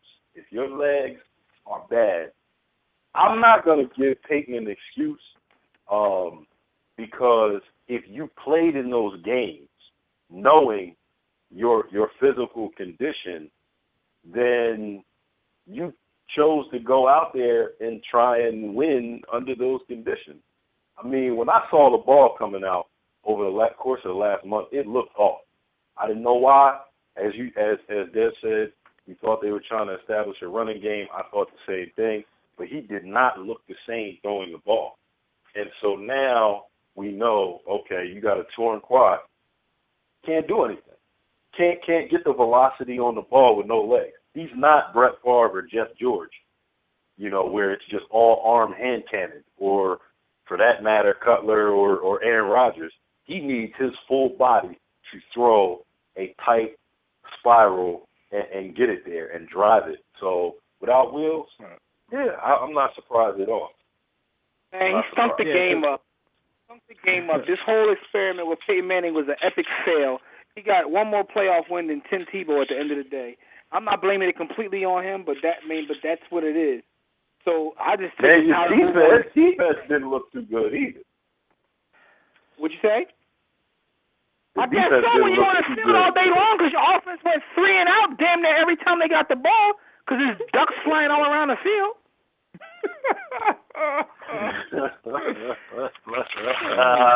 You mean mad? So this supposedly happened. I'm mad. Like, come on, man. Like, this supposedly happened when he rolled out the throw. December 14th against the San Diego game. Because I remember they did say something about him getting injured back then, but they didn't say, that he tore anything. Because I remember the game. It didn't even seem like the play where, he went into the half and he was hurt. You don't have I nothing didn't even torn. see him. They lying. he got torn ego, torn pride. Torn dignity. I'm telling you. Leroy in the chat room says, injury bug is coming up now all of a sudden. The Broncos got exposed on the St. Louis game. I agree. The Rams, But you know what, though? I don't even want to say that, though, because, listen, man, it was ducks flying everywhere. That's all I got to say. He stunk the game up. That's the biggest reason for the whole thing, because that game was there to win. It's not like the Colts weren't trying to give them the game. The Colts made mistakes themselves that, they tried to give the Broncos the game. They didn't just go out there and kill them. They had momentum the entire game, but they didn't run away with it. Yeah, right. That's true. Well, that's unfortunate because it is very obvious now that my my Broncos Saints Super Bowl not gonna happen. The Saints was trash, and the Broncos pulled out. So you were almost there. And I had to. I can't believe how bad they were this season. But with that being said, man, the one thing I can say though, Peyton is done. FOH, put him to sleep. But put him to sleep. It was amazing, quarterback play. Aaron Rodgers made a couple passes this weekend, that I was just sitting there come on, you ain't supposed to do that.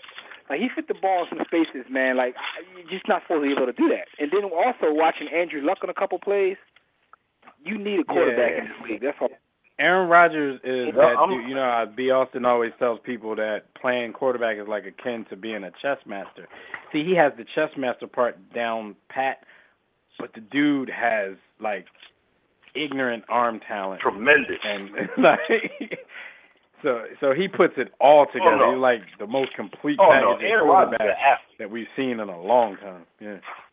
Yeah, like it's Aaron Rodgers is an athlete. He made a couple passes where I was sitting there, my mouth open, Paul. It's like, yo, like he just did that. But also Andrew Luck had a couple plays like that too, like where it's like he just do that. You know what I'm saying? Yeah. Andrew Luck, man, we all know he's special. I personally think I'm scared. He's been, I'm he's been carrying a heavy load on a team that's not as good as their record has been since he's been there. The Colts I don't want to come out and say he's carried a bad team. So I'm gonna just say he's been carrying a lot of the load on a team that's not as good as their record. I'll tell you this though. I'll tell you this: the Colts aren't that good, right?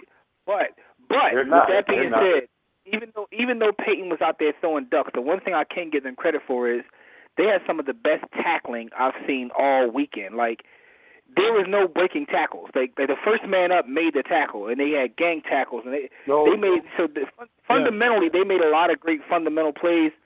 Even though they, best two players on the Colts roster right now who playing the best, Andrew Luck and Vontae Davis. Yo, can I call my grandma balling? He is. They have a lot of talent.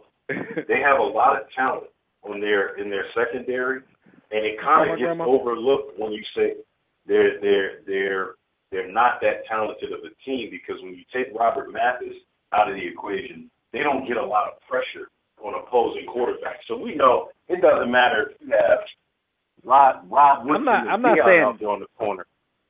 I'm not saying talent, I'm not saying they're not that talented. They're just not that good. Like Trent Richardson got talent. We always say, talk about him.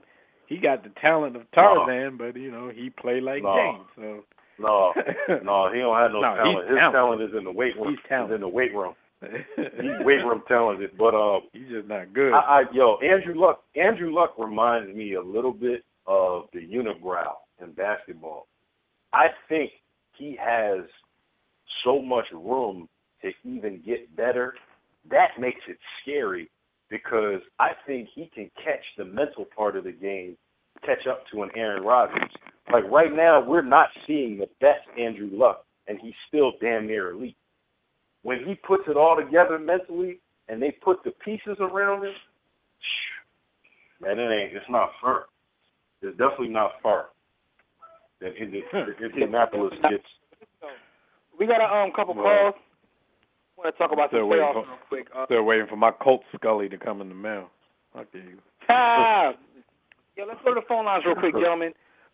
We got the homie Tobias Roll Damn Tide on the line. Tobias, what's going on? Roll Tide, people, what's going on? Well, hello? Okay, there you go. Hey, I'm fan, but I'm betting against my Crimson Tide against Kentucky this weekend. I'm going to take Kentucky with the points. I don't know what it is, but it doesn't matter. They don't call me the Black Tea Rose for nothing. But you know what, man? Let's be honest here. I thought Chad Pennington, after shoulder surgery number 5, was playing for the Broncos last weekend. Good Lord. But, I'm watching an Oregon-Ohio State game. And the question I have about Oregon, they keep talking about these linemen, all this stuff. If you're an elite offensive or defensive lineman, why would you go to that school and want to play in that system? Because most offensive linemen prefer to play in a traditional offense or defensive lineman as well. And so, because let's be honest here, if they could have gotten the defensive lineman or offensive lineman, they would have gotten them. Right. No, that's definitely the truth. Good point. And I hear everybody talking about like Urban Meyer's the best coach now. I know you saw my rant, and I'm not going to lie to you. I don't think Urban Meyer would have been stuck with Blake Sims as the starting quarterback or cornerbacks who couldn't cover church league wide receivers. I'm just being honest with you. You saw, we got into that, because we heard the rumblings after the game. So, we put a question out there to see what people thought and did a versus between he and Saban. He was getting some love, but I can't remember offhand, but I think Saban got most of the votes on that one. But I got to go back and You know what, see though? what the progress is. And I'll say this. About that. Tobias. Yeah. The fact go ahead. that he was able to go and win a chip outside of the SEC, doesn't that hold any weight at all? With his third string quarterback in the first year of a playoff, Hey. you really are the undisputed champ. And I'll also, say this. And also, he did it in a playoff format as well. I'll say this. His third string quarterback is better than our first string quarterback. Let's just keep it real. Because let's be honest here. You're not going to put on a practice squad. Let's just be real. Blake Seals gonna be doing TV commercial at a Tuscaloosa car lot. Let's just be honest here. He's killing him. Hey, I'm a player, but I'm a realist. And you know I didn't like this team all year. But the thing is though, that just shows he got his team ready. But I'll say this, not having tape on Cardale actually helped them out. Because how can you prepare for a guy you never seen? And I believe that helped them out, but at the same time, they just manned up and ran on Oregon. Because Oregon can't stop the run. And what I've been saying about Marcus Mariota, if he has to throw and they don't have that tempo, yeah, he got the numbers. Yeah, I know he dropped 2 passes, but let's be honest here. You don't feel Marcus Mariota dropping back 30 times throwing the ball. And that's why I feel like my Bucs should take Jameis. Now, I'll say this real quick. I know a lot of people talk if the quarterback whiff. Who gives a damn if the quarterback whiffs? You got to give it a shot. Because, hey, I know Leonard Williams is a great defensive tackle, but we already got a $100 million defensive tackle in Jerry McCoy, and the franchise ain't make the playoffs since he's been in the league. So you got to take a shot at the quarterback, and this kid is special. Now, he's a knucklehead, but he'll grow out of it because he's never been charged a rape. He ain't beating his wives or nothing. He pretty much a knucklehead who's got to grow up a little bit, but the talent is there. I need y'all to take Mariota, though, so Eagles fans No, can leave that I'm whole good. thing alone. So I need y'all to help me out with that and go ahead and take him so Eagles fans can stop. Hey, if we take Mariota, I'm switching teams. I'm sorry, I'm done. Yo, I think I'm in the same boat, man. You know, I'm already a closet coach definitely in fan, that boat. and I just put that out there in front of like Definitely. thousands of people, but I'm, if we end up with him and we got to give up a lot for him, man, y'all gonna see me blue and white all day. But Tobias, man, Yeah. thanks for your call as usual, man. We holler at you next week. Hey. Thank you. All right, y'all guys take it easy. All right, you All right, too, take it bro. easy. All right, Tobias. All right, we got the other homie on the line. We got Jonathan calling in. Jonathan, just want to ask you real quick: is RG3 still being compared to Andrew Luck or no? Oh, funny. How's everyone? What up, I know John? y'all still a little bitter from us taking guys out the playoffs, and I understand the anger. I'll let it go. Time out. Yo, Jimmy said that. Jimmy's not an Eagles fan. Jimmy's not an Eagles fan. Oh, okay. You don't care about what y'all did. Y'all all the My same to quarterback me. don't suck, man. Hey, Jonathan, actually, I'm not bitter. I'm thankful, man. I'm thankful. Y'all showed that they weren't supposed to be in the playoffs, so why make it and just go embarrass yourself in round one? Well, I'm going to say something, and I'm going to say this to you guys. First of all, how's everyone doing tonight? Pretty good. How you? Oh, good. Man, good. we in a more blessed position than Bob Norbit. Right. Yeah, right. I like the moves they're doing right now. Now, I'm going to get into that in a second. First of all, I remember back in October when the question came up of, is the Cowboys for real? I had said, sadly, they look like a good team and they can go all the way. And I even picked them to beat Green Bay in Green Bay this past weekend. Some people say, no way. I had a lot of Redskins fans saying, you're crazy. I had Cowboys fans say, don't jump on our bandwagon. No, I'm just talking from a football perspective. They were going to win. Right. They got robbed on Saturday. They kind of got robbed a little bit on Sunday until I think you just said it again, Dez, the ball did hit the ground. Dez Bryant was looking for that big contract. He was thinking big money. He figured, let me score so I can get all that money guaranteed. Because remember, Jerry Jones doesn't want to write the check to him. because he doesn't trust him. He thinks he's going to go crazy. He thinks he's going to mess up. He thinks he's going to waste some money. So he doesn't really want to. They still talking about franchise tagging him. Well, that's going to give him $12 million. But he also mentioned today, just about an hour ago, ESPN, I think, was reporting, he had said something about, he wants hopefully a compromise between him and DeMarco Murray. So I don't think Jerry wants to give him the Calvin Johnson and Larry Fitzgerald money. That's just my thinking. Cowboy fans don't think I'm just jumping in and giving him a hard time, but I think Jerry looks at it this way. Without us, you wouldn't even got this far, kid. And that's just being honest. Think about it. Dez was a stash case first 2 years in the NFL. Maybe Jerry's like, hey, give us the discount. So I don't think he's going to be back in Dallas next year. I know that sounds crazy. I know a lot of people say no way, but I don't think he's going to be back in Dallas.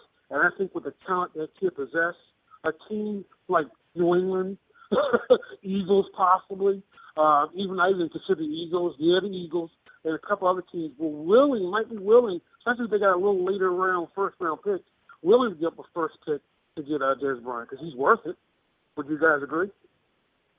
Yeah, he's definitely worth it. But for some reason, I think they're gonna satisfy Dez before they satisfy DeMarco Murray, because behind the offensive line that they've created, and if it gels and gets even better, like, you're not going to have to break the bank to pay DeMarco Murray, who can't stay healthy. This is his first healthy year, and he's already turned down their initial offer to him as well. But, if it was between the two, which it might come down to, I'm taking Dez all day. And I'm not even that guy. I'm not even a wide receiver guy. Like, 'cause I think that their position is way too dependent. I think they make, their importance is really overblown in the larger scheme of things. If you have a great quarterback, then it really doesn't matter who your receivers are, because he's going to get them the ball. But Dez is a different breed. And I mentioned this before. Jonathan, I'm going to say this. You picked the Cowboys earlier on. And the reason you picked the Cowboys, I'm going to take a guess.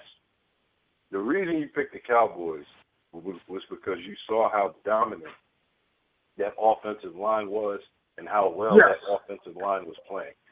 Dude, correct. DeMarco Murray, I know I'm probably going to get killed for this. DeMarco Murray's not that good. That whole line is great. That whole line is good.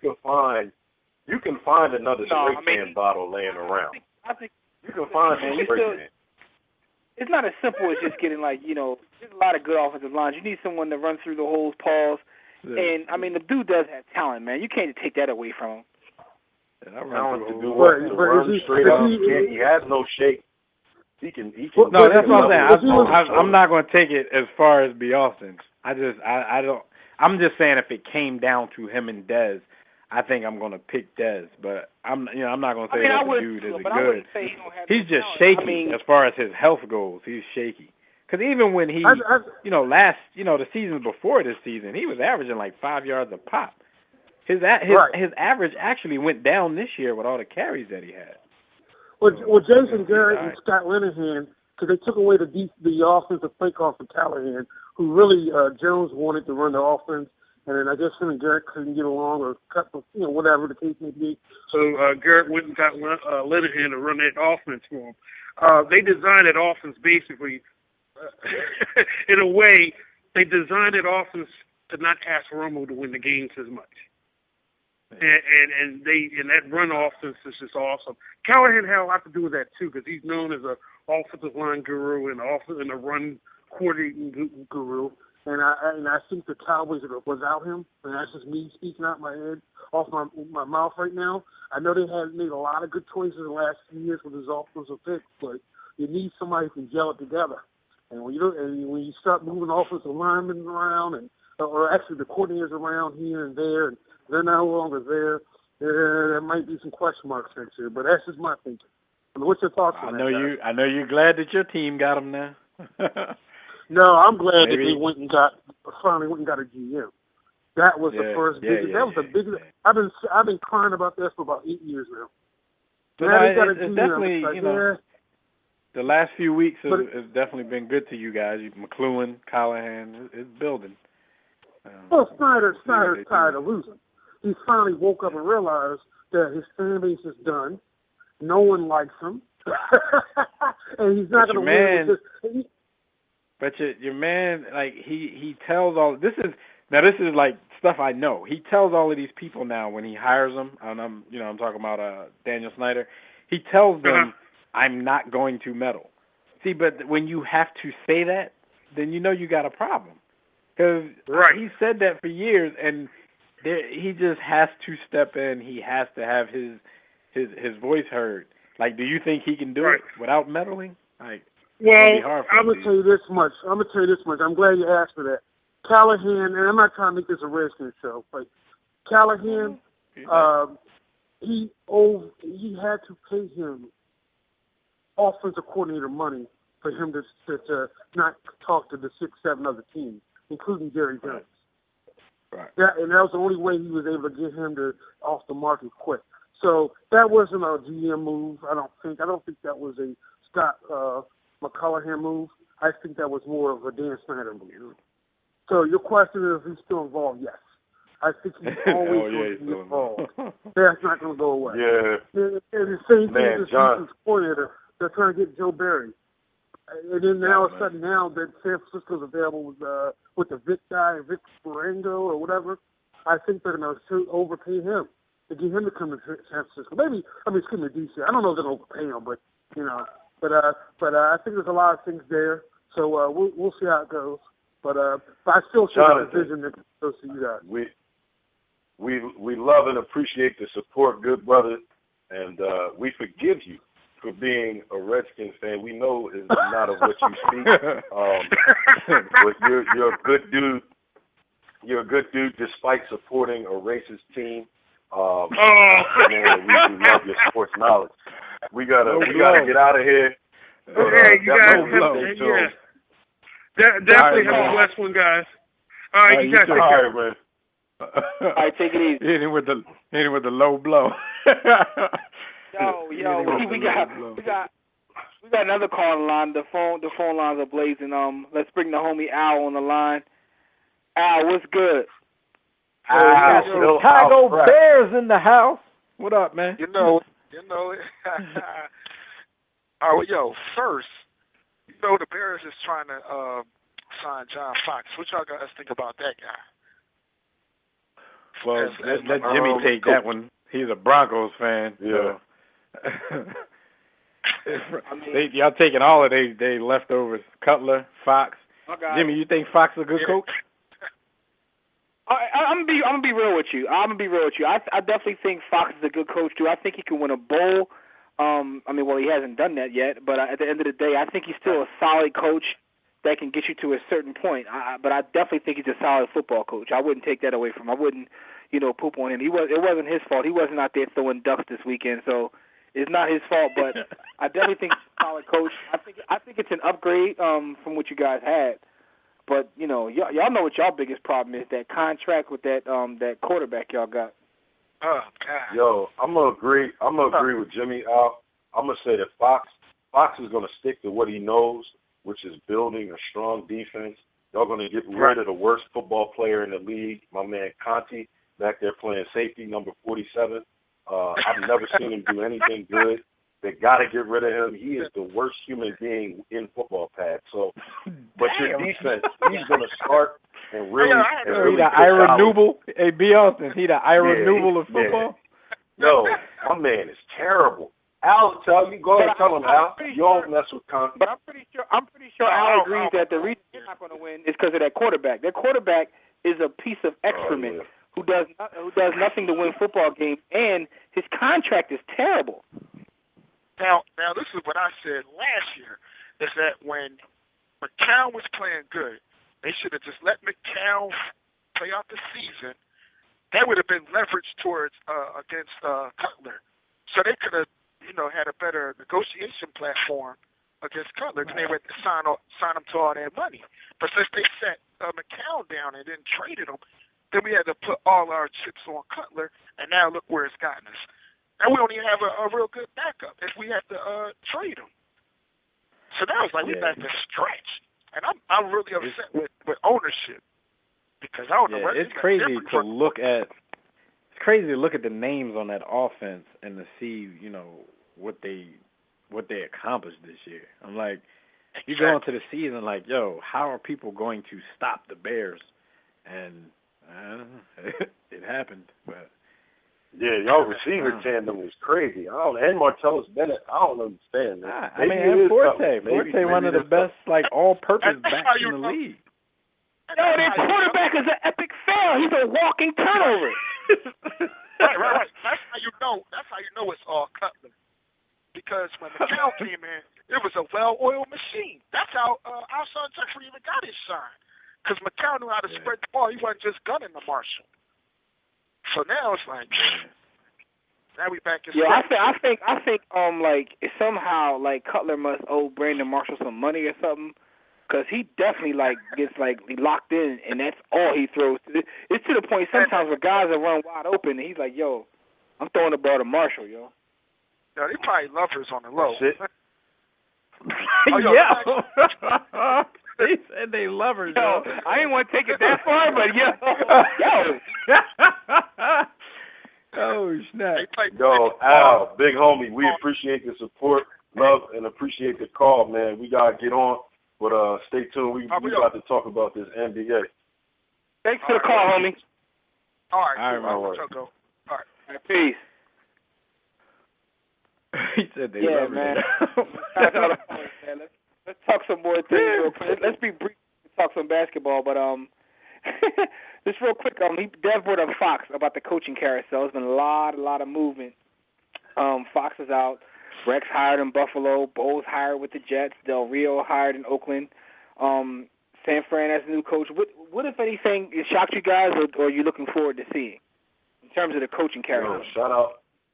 Shout out to Pep Hamilton, Howard University, HU. Yo, why my man Pep can't get a job? That's because he's still coaching. That's why. These dudes. I mean, if you think about it though, when Indianapolis plays, like you hear Pep's name more than you hear any other offensive coordinator when the game is on. Like they talk about him a lot. Like when the game is on. Right now, his name is getting hotter and hotter. You know what I'm saying?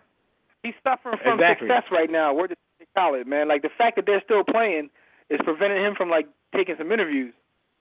Right, exactly. Because he would have got some Rooney Rule interviews just off the break. The Rooney Rule interview. He at least got that. He did get a Rooney Rule. He interviewed twice with the Raiders, but he was like FOH. They're the Raiders. Thank God. All right, but Rex in Buffalo is interesting. If Rex can get that offense together in Buffalo, they already got a tough defense. He said he's gonna make them into bullies. Bowles got his chance. Did you crazy think that dude would ever get a coaching game again? A coaching job again? Did you think that Rex would get another coaching game? Maybe not. Not this fast. I didn't think this fast. Like he was on his Andy Reid joint. Like, oh, so what? Y'all fired me? I get a job too. They like, you know what I mean? He on his Nino Brown. I'll be out in a week. Like, you a dead man. Rex was like, I get a job in a week. So I was surprised to see it happen so quickly. Right in the division too. Jack Del Rio got another job. Not sure why, but why? I don't know, man. How? You know, these coaching hires. I was never one to like judge coaches so harshly. Like, why is that guy getting a job? Unless his name was like Mike Brown, and that's a whole different sport. But I don't know. Yo, real quick, because I know we got to pick the games and move on. I did want to get y'all opinion on that whole Belichick thing, man. Did y'all, you know, speaking of coaches, for the people out there who didn't know the situation, they were kind of complaining, the Ravens, because you know how people they report to the ref that they're eligible. Usually it's like a lineman who reports as a tight end eligible near the goal line. Well, Belichick has been watching like Nick Saban, who does this thing where he'll put a running back or a receiver or somebody in the game and tell him to report to and he did this a couple times, maybe 3 times during the game this week against Baltimore. They reported ineligible, but they still lined up as a receiver. Now, it's fine because there's no rule against it, but what John Harbaugh was trying to say, he goes in there and does that, and it's something we've never seen before. With 5 seconds left, 10 seconds left on the clock, we don't really have time to adjust to it and basically see how we're going to defend that. So you have a running back split out like a receiver, but he's ineligible to catch a pass. But it looks crazy if you don't guard the dude. Like, what did y'all think about this whole thing? I think that Harbaugh should I thought it was genius. What do you say? I think that the fact of the matter is Belichick is needed. You need people to push the rules like that. So basically we get new rules. They're going to have to react to it. You need people to keep consistently trying to play in a gray area. That's how we got all the rules we got. The fact of the matter is, it shows that this dude is thinking outside the box. He's stealing some of the best. And all great artists steal. What did it say? It said good artists borrow and great artists steal. So he's stealing things and he's trying consistently to push the envelope. So it's one of those things that it goes to his character, it goes to like his brand, and he's trying to win. But what my man say? If you ain't cheating, you ain't trying, man. But the fact of the matter is, the thing is, he wasn't cheating. Yeah, he four didn't break any offensive rules. linemen on the line, but he had the dude split out, and he was ineligible, and he was covered. he was covered up by the lineman, so Yeah. he was legal. It was a legal formation. He was just split out wide. Now I can understand So, with time running out on the play clock how you're confused. Like, wait a minute, what are we supposed to do here? My man Belichick, these things to win, yo. My man literally was trying to take the other team's practice. Like, you gotta respect that. My man goes above and beyond like anything else. Like, he does whatever it takes to try to get that W, man. Give him his credit for that. I'm not mad. Right. I'm not mad. I choose to make fun of him because it sounds good to call him Belichick. But I agree with 110% with everything Jimmy said. It's not illegal. And Harbaugh needs to stop bitching and start a revolution. Harbaugh wasn't necessarily he wasn't going out his way. Like, he wasn't saying he was cheating or anything, but he was just saying, I just didn't know we didn't know how to line up to defend it at the time. So pull your skirt down, B. They're gonna look into it though. They mess around, change the rule. If it wasn't Belichick though, they probably won't change the rule. They probably put it clearly in the rules because Belichick did it. I just wanted to get your opinion on that, man, before we pick these games, because we we're trying to get Prokhorov on the line before we sign out. Right. So we gotta get to that. So, all right, real quick, gentlemen, let's go over the championship games. Packers at Seahawks. B. Austin, who are you picking? Seahawks. All right, Dev, who you got? Difficult. I'm gonna go Seahawks as well. Damn, I don't want. Man, I picked the Packers to go to the bowl, but all I gotta say is, man, I'm thankful, man. Seattle going back to the chip. I'm taking the Seahawks. Thankful, man. Yo, Colts at Patriots. Dev, who you got? Your Colts at the Patriots. Rooting hard for the Colts, but I'm gonna go chalk on this one as well. I'm gonna go Patriots. But go Colts. Let's go. I'm also taking the Patriots. I'm looking forward to see what kind of strategy Belichick uses, because he's going to come up with something else just to piss people off. And they won't have to play the Giants. How about that? B. Austin, who you got in this game? Shock the world, young man rumble, young man rumble. You always need luck, man. I'm going with the young boy, Indianapolis Colts. Gonna shock the world. I like it. And I like the pick. I like the pick, because the thing about it is, I can see them winning. Like, I'm picking the Patriots, but I wouldn't be completely shocked if the Colts won. And I do know one thing: if the Colts win this game, they will crown Andrew Luck. It's gonna, you're gonna get sick of it. You want to crown his ass and crown him. Yeah, pretty much. All right, so those are our picks for the championship games. Let's talk some NBA before we get out of here, gentlemen. All right, let's go talk some NBA real quick. An NBA Wrap is brought to you by Fanatics. For the best in your favorite teams, merchandise and apparel, shop Fanatics. Shopping Fanatics is easy. Just go to our website, WarRoomSports.com. Click on the Fanatics logo on our main page or on our sponsors page and get the latest football, baseball, basketball, hockey, whatever gear, and a whole lot more.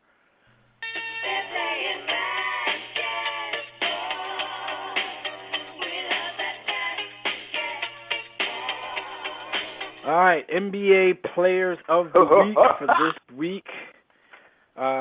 Jim, can you try to get Prokhorov on the line before we roll? I'm gonna hit him up right there. I'm gonna call Prokhorov. All right, and the NBA Players of the Week, Kemba Walker and Klay Thompson. I believe this is the second time Klay has won this award. He was the first to win it when the season started. Kemba Walker and the Warriors. I'm sorry, I said the Warriors. Kemba Walker and the Hornets were 4-0 this week. He led the league in scoring, 30.3 points per game. He had back-to-back 30-point outings to open up the week. He also averaged 5.8 rebounds, 4.5 assists, and 1.3 steals. Klay Thompson, he led the Western Conference in scoring at 27.7 per. The Warriors were 3-0. He was 13 of 26 from three-point range. That's 50%. He was 14 of 15 from the line. That's 93%. And he gave 40 to, I believe, the Pacers this week. Whoever wanted it. 14 of 25 shooting, 6 of 11 from 3, 4 rebounds and 3 assists in a win over Indiana. So shout out to Kemba Walker and Klay Thompson. They're your NBA Players of the Week. Man, 'cause I didn't expect it. Yeah, no doubt. Real quick on the docket, while we're trying to get Mikhail on the line, your man KG was suspended for headbutting your other homie, Dwight, as you call him, Dwight Coward. Did you see this fight, B. Austin, and what were your thoughts? It wasn't a fight. KG was fake, at man. This point, at this point, it hurts, man, because I'm a KG fan, but everyone knows that he's a fake thug. CB4 Gusto, you know, love.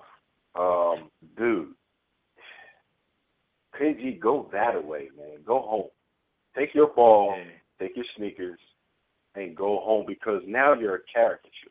You're a joke, and you're one of the greatest power forwards of all time. And every year that you stay looking like this and doing these type of things, it does damage to the great legacy that you have, man. Go, man. You don't have to. Everyone knows Dwight is a coward and lives an alternative lifestyle. You don't got to punk him just because you know he's the softest person in the building. Leave him alone, man. I swear, any young dude thinks, like any young dude who just got into basketball, they don't know that Ball is one of the greatest power forwards to ever play the game. They just don't know, because he's staying around way too long. Like, it's different for dunking all ashy, because flabby and sick, yo. Yeah, KG be mad it's different for Duncan, and it's not because Duncan is extra balling, it's because his team is balling. But go ahead, Jim. I'm sorry. Yeah. Tell KG to get some lotion for one, and for two, yo, we got a special guest on the line, man.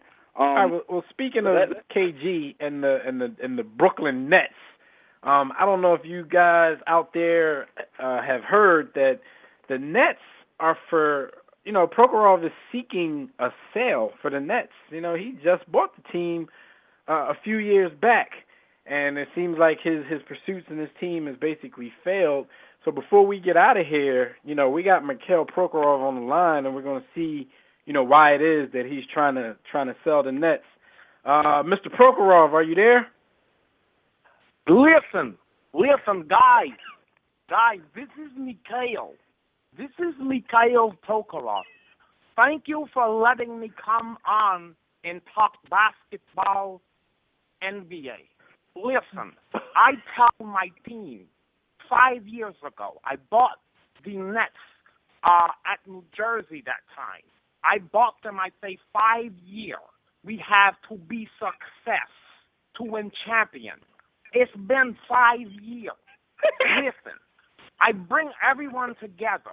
I don't use email. I don't use computer.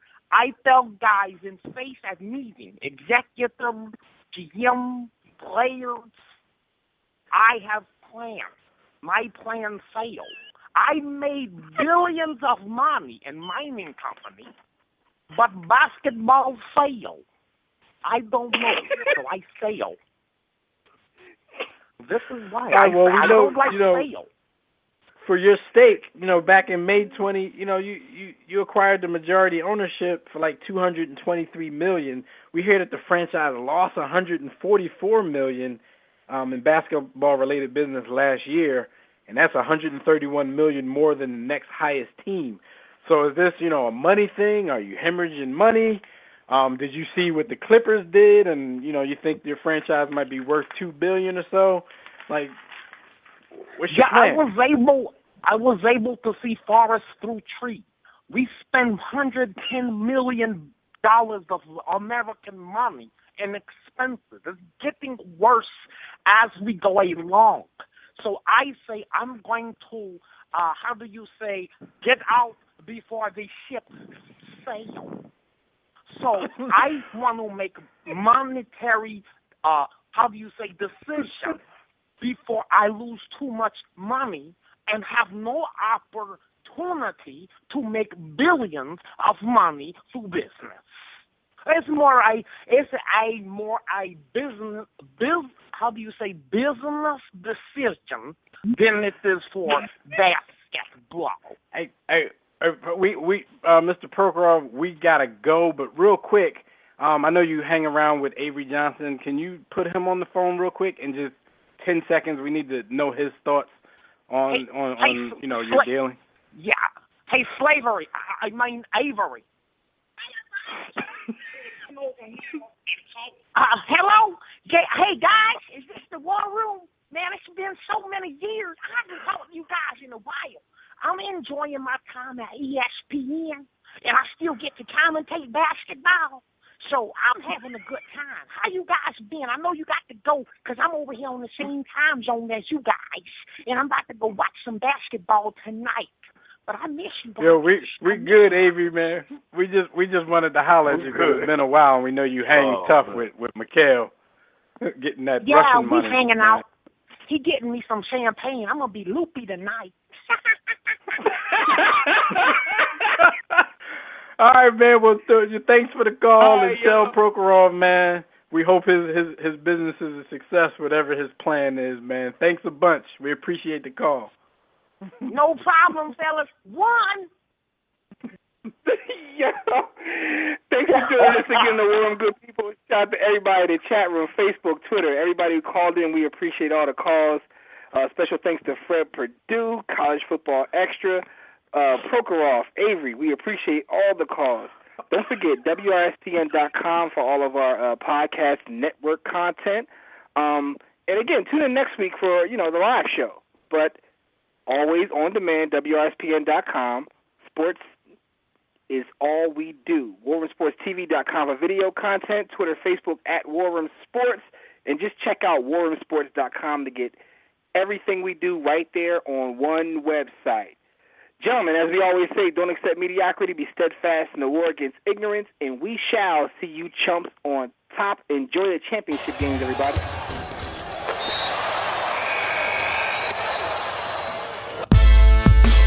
6 to 8. Yeah. War Room Sports. Y'all ready? Let's go. Stay in tune to Jimmy. Know the blueprint. Yo. Every Thursday, 6 to 8, they do this. Shout out to Dev, PJ, B. Austin, Doc Bay on replay. WarRoomSports.com. Get that mobile app. If not, dial 323-140012. They be going and you sensitive, then oh well. Yeah. Physical podcast, let's talk sports. Showtime like Magic in the box course. Listen live, push one to join in. Rip your team or listen for your enjoyment. Hip-hop scholars, tip-stop and knowledge. Should be in sports credits, I ain't talking college. 5 guys, no beef though. Corporate secret, but the streets know. Belafonte, I got a G flow. KC royalty, I'm in beast mode. 2 hours, get your game up. Who's the best in sportscast? You better name us. War Room Sports. Yeah, you know, Jimmy, Dad, DJ, Jack Beck, B. Austin. I'm chopped. Up and coming on the beat.